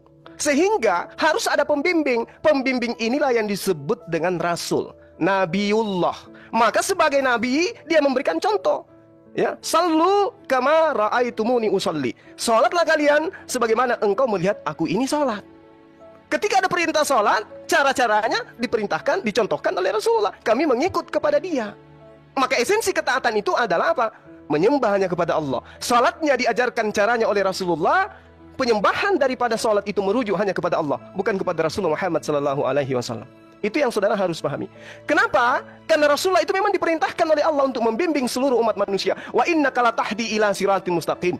Beliau adalah sungguh benar-benar membimbing manusia kepada jalan yang lurus. Dia yang diberi amanah untuk menjelaskan isi Al-Quran. Dia yang diberi petunjuk untuk mengarahkan manusia berdasarkan Al-Quran. Karena itulah kemudian dia mengurainya. Ada ayat suci yang menuntun beliau. Lalu kemudian tadi Anda membawa surah Al-Fat ayat 13. Wa man lam yu'min billah wa rasuli fa inna a'tadna lil kafirina sa'ira. Jelas sekali di sini. Barang siapa yang tidak beriman kepada Allah dan Rasulnya. Beriman kepada Allah sebagai apa? Sebagai Khalik, Tuhan pencipta langit dan bumi. Beriman kepada Rasulnya sebagai apa? Sebagai utusannya. Nah, Yesus juga begitu. Harus diimani sebagai utusan. Jangan bawa kitab dulu dong, fair dong, fair. Loh, kamu tadi menjelaskan kau bawa Yesus. Ya harus saya tanggapi juga dong. Ini gimana sih lo? Jadi Yesus itu mengajarkan kepada Bani Israel untuk mengakui dirinya sebagai utusan. Muncul penyusup, menganggapnya dia adalah Tuhan. Nah ini kekeliruan saudara. Hidup kekal itu adalah mereka mengenal engkau satu-satunya Allah yang benar. Dan mengenal aku sebagai utusan. Berarti Yesus dikenal sebagai utusan saja. Nggak boleh lebih kawan-kawan. Muhammad utusan bukan? Yes. Kenapa ada perintah dari utusan? Contohnya begini bro, di mana di Quran, kenapa cebok harus pakai batu? Di mana kenapa Muhammad bisa menerjemahkan ayat Al-Quran sehingga urusan cebok pun harus diatur oleh Muhammad? Nah itu dia. Itu makanya dikatakan wa innaka latahdi ila siratim mustaqim. Beliau yang kemudian mengajarkan manusia kepada seluruh, membimbing manusia kepada seluruh jalan. Katanya dasarnya Quran. Di mana di Quran itu ada hal-hal seperti itu, cebok pakai batu kemudian dijelaskan oleh Muhammad. Kul in kuntum tuhibbunallah. Kul in kuntum tuhibbunallah. Ali Imran ayat 31. Kul in kuntum tuhibbunallah fattabi'uni yuhibbukumullah wa yaghfir lakum dzunubakum wallahu ghafurur rahim. Itu apa ayat 31 tidak ada bahas masalah kebersihan kok. Lah, dia harus diikutin. Ini perintahnya. Ikutilah aku. Oke? Ikuti mana? Ikuti aku lah mana? Aku itu Muhammad atau Allah? Ini firman Allah atau firman Muhammad? Astagfirullah. Lu mana? Saya baca Ali Imran 31 tidak ada mengatakan ikutilah aku, mana? Ini fattabi'uni, makanya jangan jadi umat terjemah. Mana sih lu? Kamu juga tidak bisa bahasa Arab, kamu kan cuma bisa baca. Ini fattabi'uni. Ayat berapa? Surah Ali Imran ayat berapa? Ayat 31, brother. Oke, jika kamu mencintai Allah, ikutilah aku. Berarti mencintai Allah itu salah satunya cebok pakai batu. Loh, itu yang saya maksud. Apa hubungannya mencintai Allah dengan perintah hadis Muhammad? Urusan cebok pun harus diatur. Iya. Itu loh jadi masalah. Itu dia makanya. Jangankan. Itu Allah. Jangan dulu. Ini loh bro, cuma poin saya tidak suka berpolemik. Kenapa hadis ratusan ribu, bahkan ada yang sahih dan dhaif, tidak tahu siapa yang harus menentukan itu, harus menerangkan di 6.000 ayat. Apakah ini tidak menutup kebenaran yang di Quran? Kenapa Quran tidak bisa berdiri sendiri? Kau pun tidak, saya yakin tidak hafal Quran. Bagaimana kau bisa dalam hidupmu kau menghafalkan hadis sebagai panduan hidupmu? Misalnya kau keluar rumah, bener nggak nih saya harus pakai kaki kanan dulu? Yang kami contohi siapa? Hadis yang kami contohi Muhammad. Yang kami iya, karena memang kami disuruh untuk mengikuti dia. Lah, oke, kalau keselamatanmu tergantung mengikuti Muhammad, konsekuensinya kamu harus menghafalkan seluruh hadis. Betul? Kenapa harus mengikuti semua hadis? Loh, kalau Menghafalkan. kamu tidak mengikuti hadis, kamu tidak mengikuti Muhammad. Karena di sini tidak dikatakan ikutilah seperempatku, ikutilah seperempat hadisku. Oh iya, Tapi memang ikuti kami semua. memang harus mengikuti instruksi beliau yang mengajarkan kepada kami. Makanya kami harus mencontoh kepada beliau. Loh, berarti Gitu. kamu kemana-mana bawa buku hadis kalau kamu tidak hafal. Kamu mau makan, kamu mau minum bawa hadis. Lo ketawa kau. Udah. Jadi kami umat Islam itu diajarkan oleh Rasulullah tentang syariat, tentang ilmu fikih yang memang di dalam agama Anda tidak ada. Di agama Anda nggak ada fikih. Nggak usah bawa kami dulu. Kamu Ya, hafal memang tidak nggak semua ada. fikih? Ya kamu hafal tidak semua Saya aturan? tidak hafal.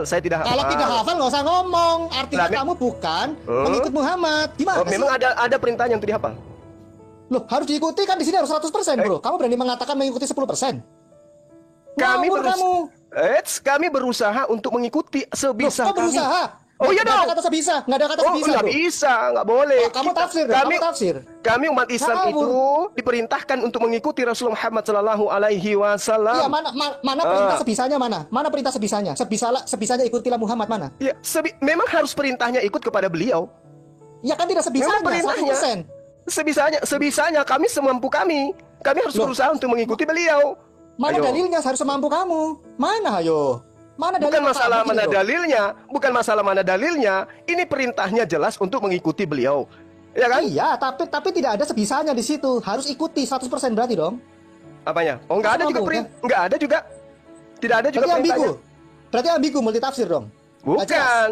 Bukan. Nah, bingung kau, bingung. Enggak dong, Bukan, enggak bukan. dong. Loh, yang benar yang mana? Sebisanya atau harus semuanya?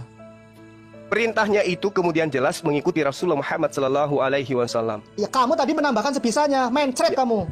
Enggak dong. Makanya ada dalilnya di dalam Al-Quran. Makanya belajar Al-Quran kalau mau membahas Al-Quran. Dia mana dalilnya dari tadi? Inilah yukallifullahu nafsan illa wus'aha laha ma kasabat wa 'alaiha ma iktasabat. Surah berapa? Surah berapa? Jangan lari, Surah berapa? Macam tahu aja Quran. Ya, mana hafal juga kau. Surah berapa? Surah Al-Baqarah. Al-Baqarah ayat? Saya Klik lupa itu ayat di berapa. handphonemu. Ya sudah, kalau lupa nggak usah diomong-omong. Yang jelas dikatakan la yukallifullahu nafsan illa wus'aha laha ma kasabat wa 'alaiha ma iktasabat. Iya, mana? Artinya kemana-mana kamu mengikuti Muhammad, kamu harus tenteng-tenteng habis. Dan saya yakin Allah tidak membebani seseorang melainkan sesuai dengan kesanggupannya. ngarang, tafsir kamu. Saya pastikan La yukallifullah, la yukallifullah. Sebentar. Ayo. Tidak Allah bebankan, Allah tidak bebankan, tidak dibebani oleh Allah Bentar. seseorang melainkan nafsan seseorang illa kecuali usaha dengan kesanggupannya. Sebentar ya. Eh, Bro, tadi kan harus ikut hadis toh. Kenapa orang muslim tidak ikut hadis Sahih Muslim nomor 241? ya, Kalimat syahadat yaitu tiada Tuhan yang berhak disembah selain Allah semata, tidak ada sekutu baginya, dan bahwa Muhammad dan hamba dan rasulnya bersaksi bahwa Nabi Isa adalah hamba Allah, anak hambanya, dan kalimah Allah yang diletakkan pada Maryam dan ruh darinya. Kenapa terus? tidak ikut hadis bingung ini? dia. Loh, Dia nggak hafal hadis ini dia. Di dalam syahadat kami itu tidak jelas, itu terangkum semua itu. Ketika kami mengimani Allah satu-satunya Tuhan, kemudian mengimani Nabi Muhammad SAW adalah utusan Tuhan, maka yang lainnya itu ngikut. Karena kami beriman karena kami diwajibkan beriman kepada nabi-nabi sebelum beliau. Tafsir itu tafsir. Oh enggak, itu rukun iman, arkanul iman. Ya, beriman kepada nabi-nabi. Oke, kawan-kawan. Jadi jelas ya. Kalau hadis ini sudah dipotong, coba jelaskan dulu. Ini nih. Ini. Nah, kau bingung kan? Apanya yang dipotong hadis Bingung itu? kan? Apanya yang dipotong? Kami beriman kepada Nabi Isa. Dia dikuatkan oleh Roh Kudus. Dia dilahirkan oleh Maryam. Apanya yang dipotong? Islam kami tidak sempurna tanpa mengikuti iman kami terhadap hal tersebut. Gitu loh. Ini lihat kalimat syahadat. Ini pernyataan. Rasul telah bersabda, barang siapa mengucapkan dua kalimat syahadat, yaitu tidak ada Tuhan yang berhak disembah selain Allah semata, tidak ada sekutu baginya, dan bahwa Muhammad hamba dan rasulnya, bersaksi bahwa Nabi Isa adalah hamba Allah, anak hambanya, dan kalimah Allah yang dia letakkan pada Maria, diletakkan bukan diciptakan ya, dan ruh darinya. Pertanyaannya, Apa masalahnya? Apa masalahnya?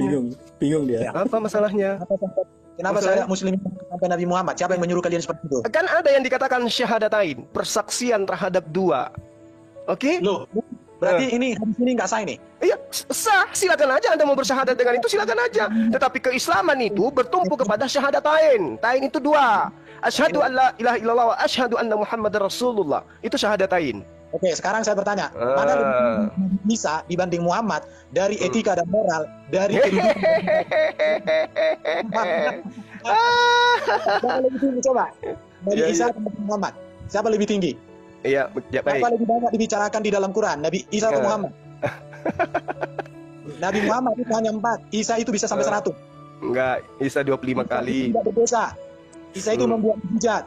Isa itu, Aduh, udah keok kayaknya ini, udah keok kayaknya nih ya. Isa itu diangkat hidup-hidup ke langit. Muhammad masih di kuburan mati. Datang di akhir zaman jadi hakim yang adil. Terkemuka di dunia dan di akhirat. Muhammad terkemuka di mana? Coba kasih data dong. Kan tadi kau kan tunduk sama ajaranmu. Di mana ketundukanmu? Sedangkan hadis aja ini, hadis tentang syahadat udah kau potong-potong. Sejauh mana ketundukanmu? Kenapa kau potong? Apa hakmu kok melawan Muhammad? Bukankah Muhammad tadi dikatakan ikut Muhammad? Coba ini nih. Hadis Sahih Muslim nomor 41, hadis Sahih Bukhari nomor 3180, hadis Sunan Abu Daud nomor 441, Sunan Abu Daud 128, Sunan Abu Daud 1288, Musnad Ahmad 14836, 21619, 21620, 22444, 22465, 22480. Siapa Juma yang bisa memotong ini dan siapa yang lebih tinggi jabatannya daripada Muhammad sehingga hadis ini dipotong? Silakan dijawab. Maksudnya gimana? Dipotong gimana? Jadi ini baca dong hadisnya, baca. Loh, kami menggunakan syahadatain. Memang itu syahadatain. Berarti ada dua syahadat yang sah dong. Syahadat kok ada dua. Itu persaksian. Ya, itu persaksian bahwa Nabi Isa adalah Rasulullah. Dia dilahirkan oleh ibunya Maryam. Dia dikuatkan oleh Roh Kudus. Terus apa? Emang Islam menolak itu? Islam tidak menolak itu. Islam nggak pernah menolak itu. Oke. Islam tidak menolak itu. Tanya umat Islam, apakah Nabi Isa itu Rasulullah? Yes. Apakah Maryam itu adalah ibunya Nabi Isa? Yes. Apakah Nabi Isa dikuatkan dengan Roh Kudus? Yes. Nggak ada yang menolak itu. Tidak ada dikuatkan di sini. Dan bahwa Isa bersaksi bahwa Nabi Isa adalah hamba Allah, anak hamba, dan kalimat yang dia letakkan pada Maryam dan ruh darinya. Iya, memang betul. Apa yang salah? Umat Islam mana yang kemudian membantai itu? Kenapa kalian potong ini sebagai orang Muslim? Pertanyaan saya. Kok dipotong? Bentar. Siapa yang menyuruh hadis ini dipotong? Siapa?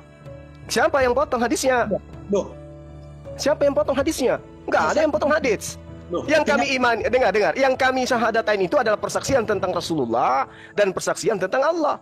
Bukan persaksian tentang Isa seorang nabi, Maryam ibu nabi, Roh Kudus atau roh yang diberikan kepadanya atau tiupan dari Roh Kudus. Kami tidak kemudian mempersaksikan itu dalam keislaman kami. Oke, lanjut Bro Justin, sudah cukup. Iya, jadi gini ya, kalau dia ingin mengatakan bahwa ada dua versi hadis, versi syahadat, itu saya baru itu kata kalian. Ini ketika kami bersyahadat tauhid hanya kepada Allah, bersyahadat Rasul hanya kepada Rasulullah Muhammad SAW. Makanya itu disebut syahadatain. Terus gimana? Apa? Tidak digunakan.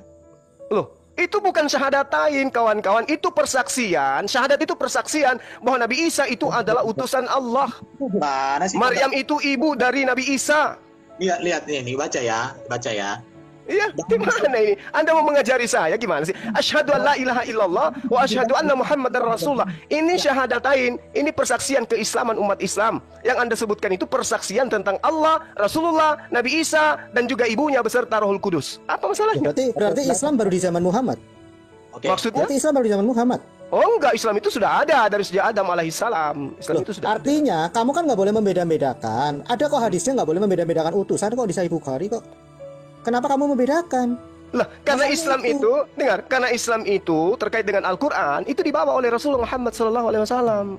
Bukan Musa yang berbeda. Loh, berarti bukan kan Musa yang membawa, bukan Yesus yang membawa, kan gitu. Berarti syahadat kepada Quran dong. Gue syahadat kepada Quran. Kalau Islam itu identik dengan Quran dan urusan itu semuanya sama derajatnya. Seharusnya kau bersyahadat kepada Allah dan kepada Allah dan Quran. Kenapa kami harus bersyahadat kepada baginda Rasulullah Muhammad SAW? Agar tidak dituhankan layaknya Yesus. Yesus mempersaksikan dirinya sebagai manusia aja dituhankan. Padahal ajarannya nggak ada yang istimewa. Rasulullah Muhammad SAW, Al-Quran itu coba Anda urai dengan sains. Oh, luar biasa, bos. Jangan ke Yesus dulu, bro. Kamu fokusnya gini, bro. Kok takut sekali Kenapa? kamu? Nih, Syahadatan itu kan ini saya juga searching ya, googling ya. Syahadatan itu kan menjelaskan tentang Allah dengan Rasulnya itu. Itu tidak ada hubungannya dengan Islam, karena Islam juga sebelum Muhammad sudah ada. Tetapi Oh, kalau ada dong.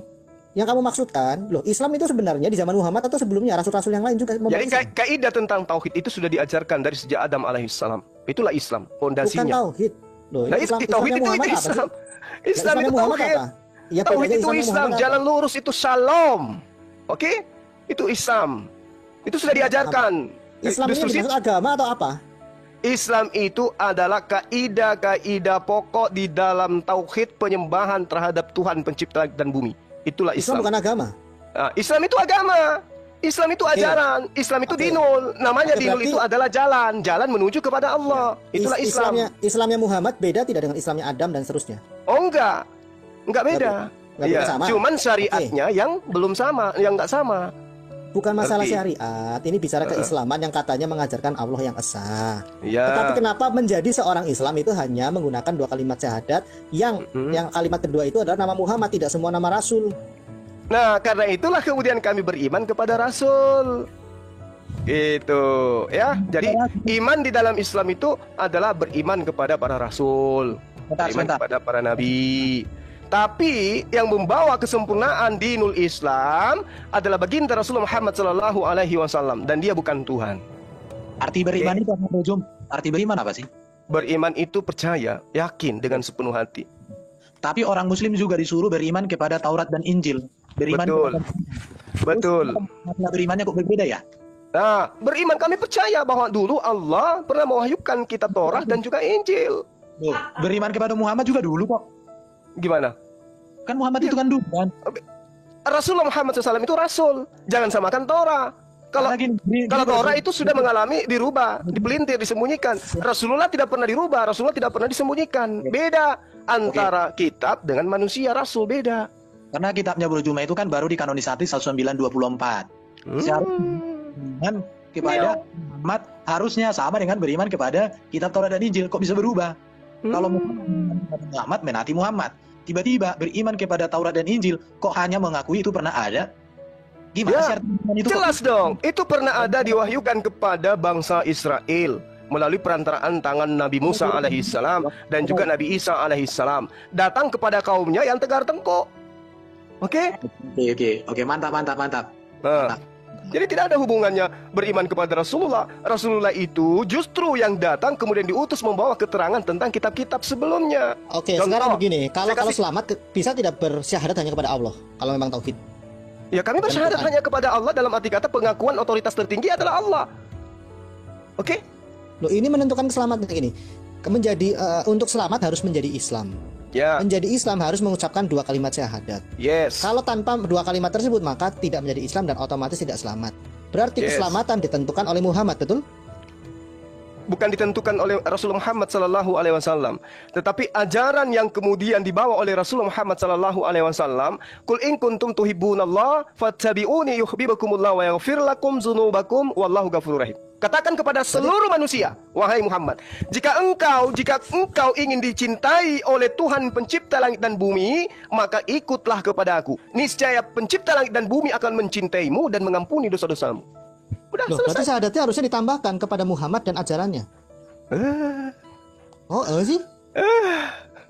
Kok mendesah? Kok teriak? Jadi orang kalau sudah beriman kepada Rasulullah Muhammad sallallahu alaihi wasallam berarti beriman kepada ajarannya. Itu kan kesimpulanmu. Kalimatnya tidak mengatakan begitu. Jangan Ya berubah dong. udah, ya itu pemahaman saya dan saya tidak mau ikuti kemauanmu karena kamu mana manusia pun dasar- kau Tuhan kan Loh, gitu. mana dasar Quran mengatakan bahwa syahadat itu harus dikurangi seperti itu? Loh, mana juga pengakuan Al-Qur'an syahadatnya harus seperti yang kamu mau. Loh, berarti ambigu dong. Kamu Loh, kok ambigu? menambahkan sesuai Ini pemahamanmu. Justru kamu yang menginginkan menyesatkan kami dengan dalilmu yang buta-buta itu. Loh, Kami ada dalil. bukan buta. Fattabi'uni yuhibbukumullah wa yaghfir lakum dzunubakum. Ada dalil yang jadi pegangan. Lah kamu mana Oke, dalilnya? surah berapa? Surah berapa? Surah berapa? Ali Kamu dari tadi Imran cuma ayat ngomong gitu. 31. Ali Imran ayat Tuyul. 31. Yo, Oke ya. Oke, Ali Imran ayat 31. Kita lihat. Katakanlah dalam kurung Muhammad, jika kamu mencintai Allah, ikutilah aku. Muhammad, niscaya Allah mencintaimu dan mengampuni dosa-dosamu. Allah Maha Pengampun dan Maha Penyayang.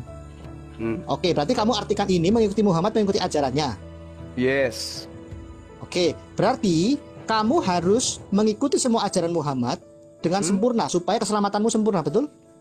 La yukallifullahu nafsan illa wus'aha. Tadi kan sudah kuajarkan samamu. Surah berapa? Surah Al-Baqarah. Lupa saya ayatnya. Yang pada intinya, la yukallifu, tidak dibebani atau tidak membebani oleh Allah seseorang, melainkan sesuai dengan kesanggupan orang tersebut. Enggak ada Gitu. itu, enggak ada itu. Itu tambahan. Soalnya kamu enggak La ayatnya, yukallifullahu nafsan illa wus'aha. Gimana sih? Ini Mana Al-Quran. ada? Saya lagi baca Al-Baqarah. Ini Al-Quran, kawan, bukan Bible. Kalau di Bible ya mungkin terjemahan demi terjemahan rubah. Kalau ini Al-Quran nggak bisa. Iya, Al-Baqarah. Saya akan ditegur oleh para ulama, ditegur oleh guru-guru saya kalau saya keliru. Nggak boleh. La yukallifullahu nafsan illa wus'aha. Oke, saya terima itu dulu. Berarti ada dua ajaran, yaitu ajaran Allah dan ajaran Muhammad, betul? Di mana? Berarti ada dua ajaran yang kamu ikuti, ajaran Allah dan ajaran Muhammad, betul? Satu ajaran dong. Kamu ini gimana toh? Oke, Satu sekarang ajaran. begini bro, kalau memang satu ajaran, makanya tadi contoh kecil ya, misalnya ada setan kencing di telinga dan sebagainya, itu di mana di Quran tuh mengajarkan itu, sehingga harus dijelaskan. Apalagi kalau ditanya bagaimana kita membersihkan kencing setan, apakah pakai rinso, pakai wipol atau apa, kan bingung. Dan kamu juga harus kencing sambil duduk, bukan berdiri. Yang saya perhatikan di toilet umum banyak orang Muslim kencing sambil berdiri. Nah, berarti melanggar Apalagi cebok sampai batu. Berarti- Nah iya berarti- cebok. berarti kamu kencing kalau kamu melanggar sunnah gitu loh. Loh, mana dasar ayat Qur'annya terkait kencing juga harus diatur, bro. Dan saya yakin kalau kamu kencing juga berdiri bukan jongkok. Mana bisa kamu kencing berdiri, kencing jongkok. Nah, cebok sampai batu, saya yakin kamu cebok pakai air. Ini yang jadi permasalahan, di mana dasar Qur'an hal seperti itu. Memang begitu kalau orang manusia terjemah yang kayak begitu, nggak ngerti asbabul wurud hadisnya apa. Padahal Al-Quran sudah mengatakan wahudaw wa busyra lil mu'minin. Rasulullah Muhammad SAW menjadi petunjuk serta berita gembira bagi orang-orang beriman. Jadi dia memberikan petunjuk. Apa petunjuk yang diberikan, ikutin. Ini sudah legalitasnya ada. Legitimasi dari Allah terhadap kenabian dan kerasulan beliau. Tidak sama seperti Paulus, tidak ada legalitas dari Yesus. Ada, saya Rasul bilang, tapi saya jelaskan. Ini begini. Sekarang bahas pernyataan Paulus sendiri yang dikisah para rasul itu. Bukan. Ananias juga bersaksi ketika surat itu ditulis, Ananias masih hidup. Bentar, Bu. Gini, kamu tadi belum bisa membuktikan, sebentar ya. Loh, kamu sekarang katanya kamu hafal berapa hadis? Kamu hafal berapa hadis? Saya nggak hafal, biar satu pun enggak. Loh, bagaimana mungkin kamu mengikuti Muhammad kalau kamu tidak hafal hadis? Ya karena itu sudah pengalaman dalam hidup kami untuk bersanad. Apa yang dilakukan ulama kami itu yang kami lakukan karena ilmunya bersanad. Loh, bukan ulama, Muhammad. Kamu di sinilah bedanya Kristen dengan Islam. Islam itu ilmunya bersanad. Jadi apa yang dilakukan oleh Nabi itu yang dicontohkan oleh para sahabat, dicontohkan oleh tabiin sampai seterusnya. Makanya kalau ada umat Islam kayak Ibu Yuni yang tidak bersanad seperti itu, lihatlah bagaimana dia. Tidak ada kelompoknya. Kenapa? Karena dia belajar sendiri tanpa ulama. Berarti kalian itu ada 3 lapis ya. Allah, 4. Allah, Quran, Muhammad, hadis, dan satu lagi ulama. Lah kan tadi atiullah wa atiur rasul wa ulil amri minkum. Gimana sih sampean? Ada berapa ulama yang harus kamu ikuti? Ya, dengar. Sanad itu adalah mata rantai penyampaian pengajaran dari Rasulullah. Bukan itu pertanyaan saya. Ulama itu ada berapa? Dan ya, itu dia tadi. Apakah itu tadi. Okay. Jadi berapa ulama yang bersanad yang kami temukan kemudian itulah guru-guru kami. Nggak seperti Anda kan? Anda mau berguru kepada siapa? Pendeta. Pendeta belajar dari mana? Sementara Lukas yang menjadi ending tidak pernah belajar ke Yesus. Terputus dia. Enggak, jangan ke situ dulu, bro. Sabar. Ya, kamu jelaskan. Oke. Sekarang di mana di Quran? Kalau memang ya ulama dan kitab tafsir atau kitab apanya itu juga berotoritas untuk menyelamatkan. Karena tadi lapis pertama adalah Allah dan Quran, lapis kedua adalah Muhammad dengan hadis, lapis ketiga adalah ulama. Nah, kamu juga belum mengatakan apakah ulama itu seluruhnya sama atau ada perbedaan di antara ulama? Atau seperti apa sih kalian memanage-nya, mengaturnya sehingga seluruh umat muslim di dunia itu berpusat kepada keulamaan yang benar? Silakan dijawab. Apa tuh? Supaya nggak ambigu, Katanya sanad, jelas segala macam. Ulamanya oke, sekarang berarti satu ulama yang diikuti. Semua ulama yang bersanad dari Rasulullah Muhammad SAW pasti satu ajaran. dari satu syariat, dari satu kaidah. Iya, tetapi kan beda. Kamu bisa berbeda dengan Muslim yang lain yang mengatakan hadis ini sahih, yang lain doif. Sangatnya matanya enggak. Siapa yang mengatakan itu? Hadits itu posisi dia doif, pasti doif semua. Siapa yang mengatakan itu? Siapa yang menentukan doif? Cuman ada sebagian yang menggunakan yang doif itu, ada juga yang meninggalkan. Gitu. Ya ulama hadits lah. Siapa? Ulama hadits. Ya siapa? Kok siapa pula? Ya ulama hadits. Ya siapa ulama? Kok jadi satu ulama orang? Ulama hadits itu banyak. Ulama hadits itu banyak yang menentukan kemudian seperti Imam Bukhari, Muslim, Daud, Tirmizi, banyak itu ulama hadits yang kemudian mengatakan ini sahih, ini dhaif. Oke? Justru di hadis-hadis yang kamu sebutkan itulah ditemukan ada yang dhaif dan yang macam-macam. Ini pernyataan dari gereja tentang hadits. Lalu dari mana? Bentar, pertanyaan dapat dari mana?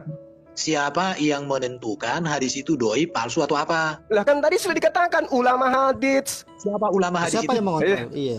Siapa yang menentukan ulama ini benar? Siapa coba? Jadi gini.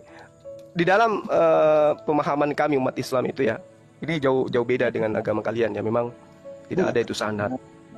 Yang ditanya itu bro, siapa ulama itu yang menentukan hadis itu palsu, doi, ma'hudu, sohi? Kan saya katakan tadi ulama hadits. Siapa? Iya kan? Ulama hadits masa Nggak tahu dia. sahih apa yang biasa kalian baca? Ulama ini hadits ini apa yang kalian biasa baca? Ini ada di depan saya ada di sini. Ada hadis Sahih Bukhari. Nah, itu Anda sebutkan. Gimana sih? Aduh. Justru yang ditanya di dalam hadis Sahih Muslim, Abu Dawud, Sunan Ahmad, hadis Bukhari masih ada terdapat yang doib, ada yang palsu dan lain. Oh iya memang. Iya memang, karena mereka ini adalah ulama hadits ini, mereka inilah yang mengurai tentang sanad itu mata rantai.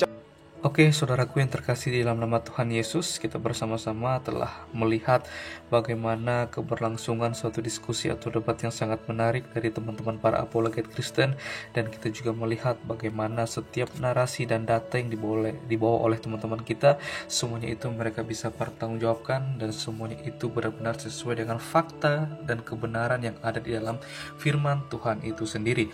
Lagi-lagi kita melihat bagaimana Ustadz Suma ini memang ternyata hanya modal comot ayat, dimana Ustadz ini hanya modal tafsir liar seperti itu, yang dimana kerap kali dia selalu saja mengangkat ayat Alkitab yang dia gunakan untuk menyerang iman Kristen, yang pada dasarnya ayat Alkitab tersebut yang dia comot, dia tafsirkan secara liar dengan data-data yang tidak bisa mendukung atau yang tidak bisa menolong dari argumentasi atau narasi yang dia bawakan seperti itu. Dan ketika setiap narasi dan argumentasinya itu bisa dipatahkan dan dibantah oleh teman-teman para apologet Kristen, malahan dia menjadi emosi seperti itu. Emosi saya katakan bahwa dia yang lebih baik dan lebih benar dalam mentafsirkan suatu ayat Alkitab. Dia lebih baik, lebih benar dalam memahami tentang kekristenan itu sendiri. Karena kalau kita melihat semua video dari Ustadz Suma, pastinya dia hanya membahas tentang isi Alkitab seperti itu. Dan sebenarnya tidak masalah kalau dia membahas isi Alkitab, tapi yang menjadi masalahnya ketika dia mentafsirkan dengan cara yang salah, menggunakan data-data yang tidak mendukung dari tafsirnya tersebut. Karena memang jelas tujuan Ustadz Suma membahas tentang iman Kristen bukan untuk mencari kebenaran, tetapi hanya untuk memutarbalikan suatu kebenaran yang ada di dalam firman Tuhan itu sendiri. Seperti itu, mencari kesalahan-kesalahan di dalam isi Alkitab yang pada dasarnya kalau kita melihat, ya kita juga sebagai orang percaya, tidak ada kesalahan setitik apapun, kecil apapun di dalam firman Tuhan itu sendiri. Ya, kalau menurut saya, ya ini berulang-ulang kali saya sampaikan ya, mestinya Ustadz Suma ini supaya dia lebih mengerti dan memahami tentang Alkitab, seharusnya dia membaca dari awal hingga pada akhir, dari Kejadian sehingga pada kitab Wahyu, supaya dia mengetahui kronologi dan karya keselamatan yang telah dirancangkan Allah untuk umat manusia melalui Yesus Kristus itu sendiri. Hal itulah yang seharusnya dipahami dan dimengerti oleh seorang Ustadz Suma, bukan hanya mencari satu ayat tanpa dia mengerti keseluruhan konteks, terus ayat tersebut dia comot, terus dia tafsirkan secara liar seperti itu. Dan ketika setiap data yang dia bawakan itu bisa dibantah dan dipatahkan, malahan dia menjadi emosi, dia kepanasan, seakan-akan dia yang lebih baik dan lebih benar dalam mentafsirkan, bahkan mengerti dan memahami tentang iman Kristen, ya. Dan ya puji Tuhan ya, melalui dengan adanya media sosial ini, kita para apologet Kristen dan hamba Tuhan bisa meluruskan setiap kesalahpahaman, meluruskan setiap segala sesuatu yang dibengkokkan oleh Ustadz Suma di dalam suatu diskusi atau debat atau di dalam suatu roomnya sendiri seperti itu.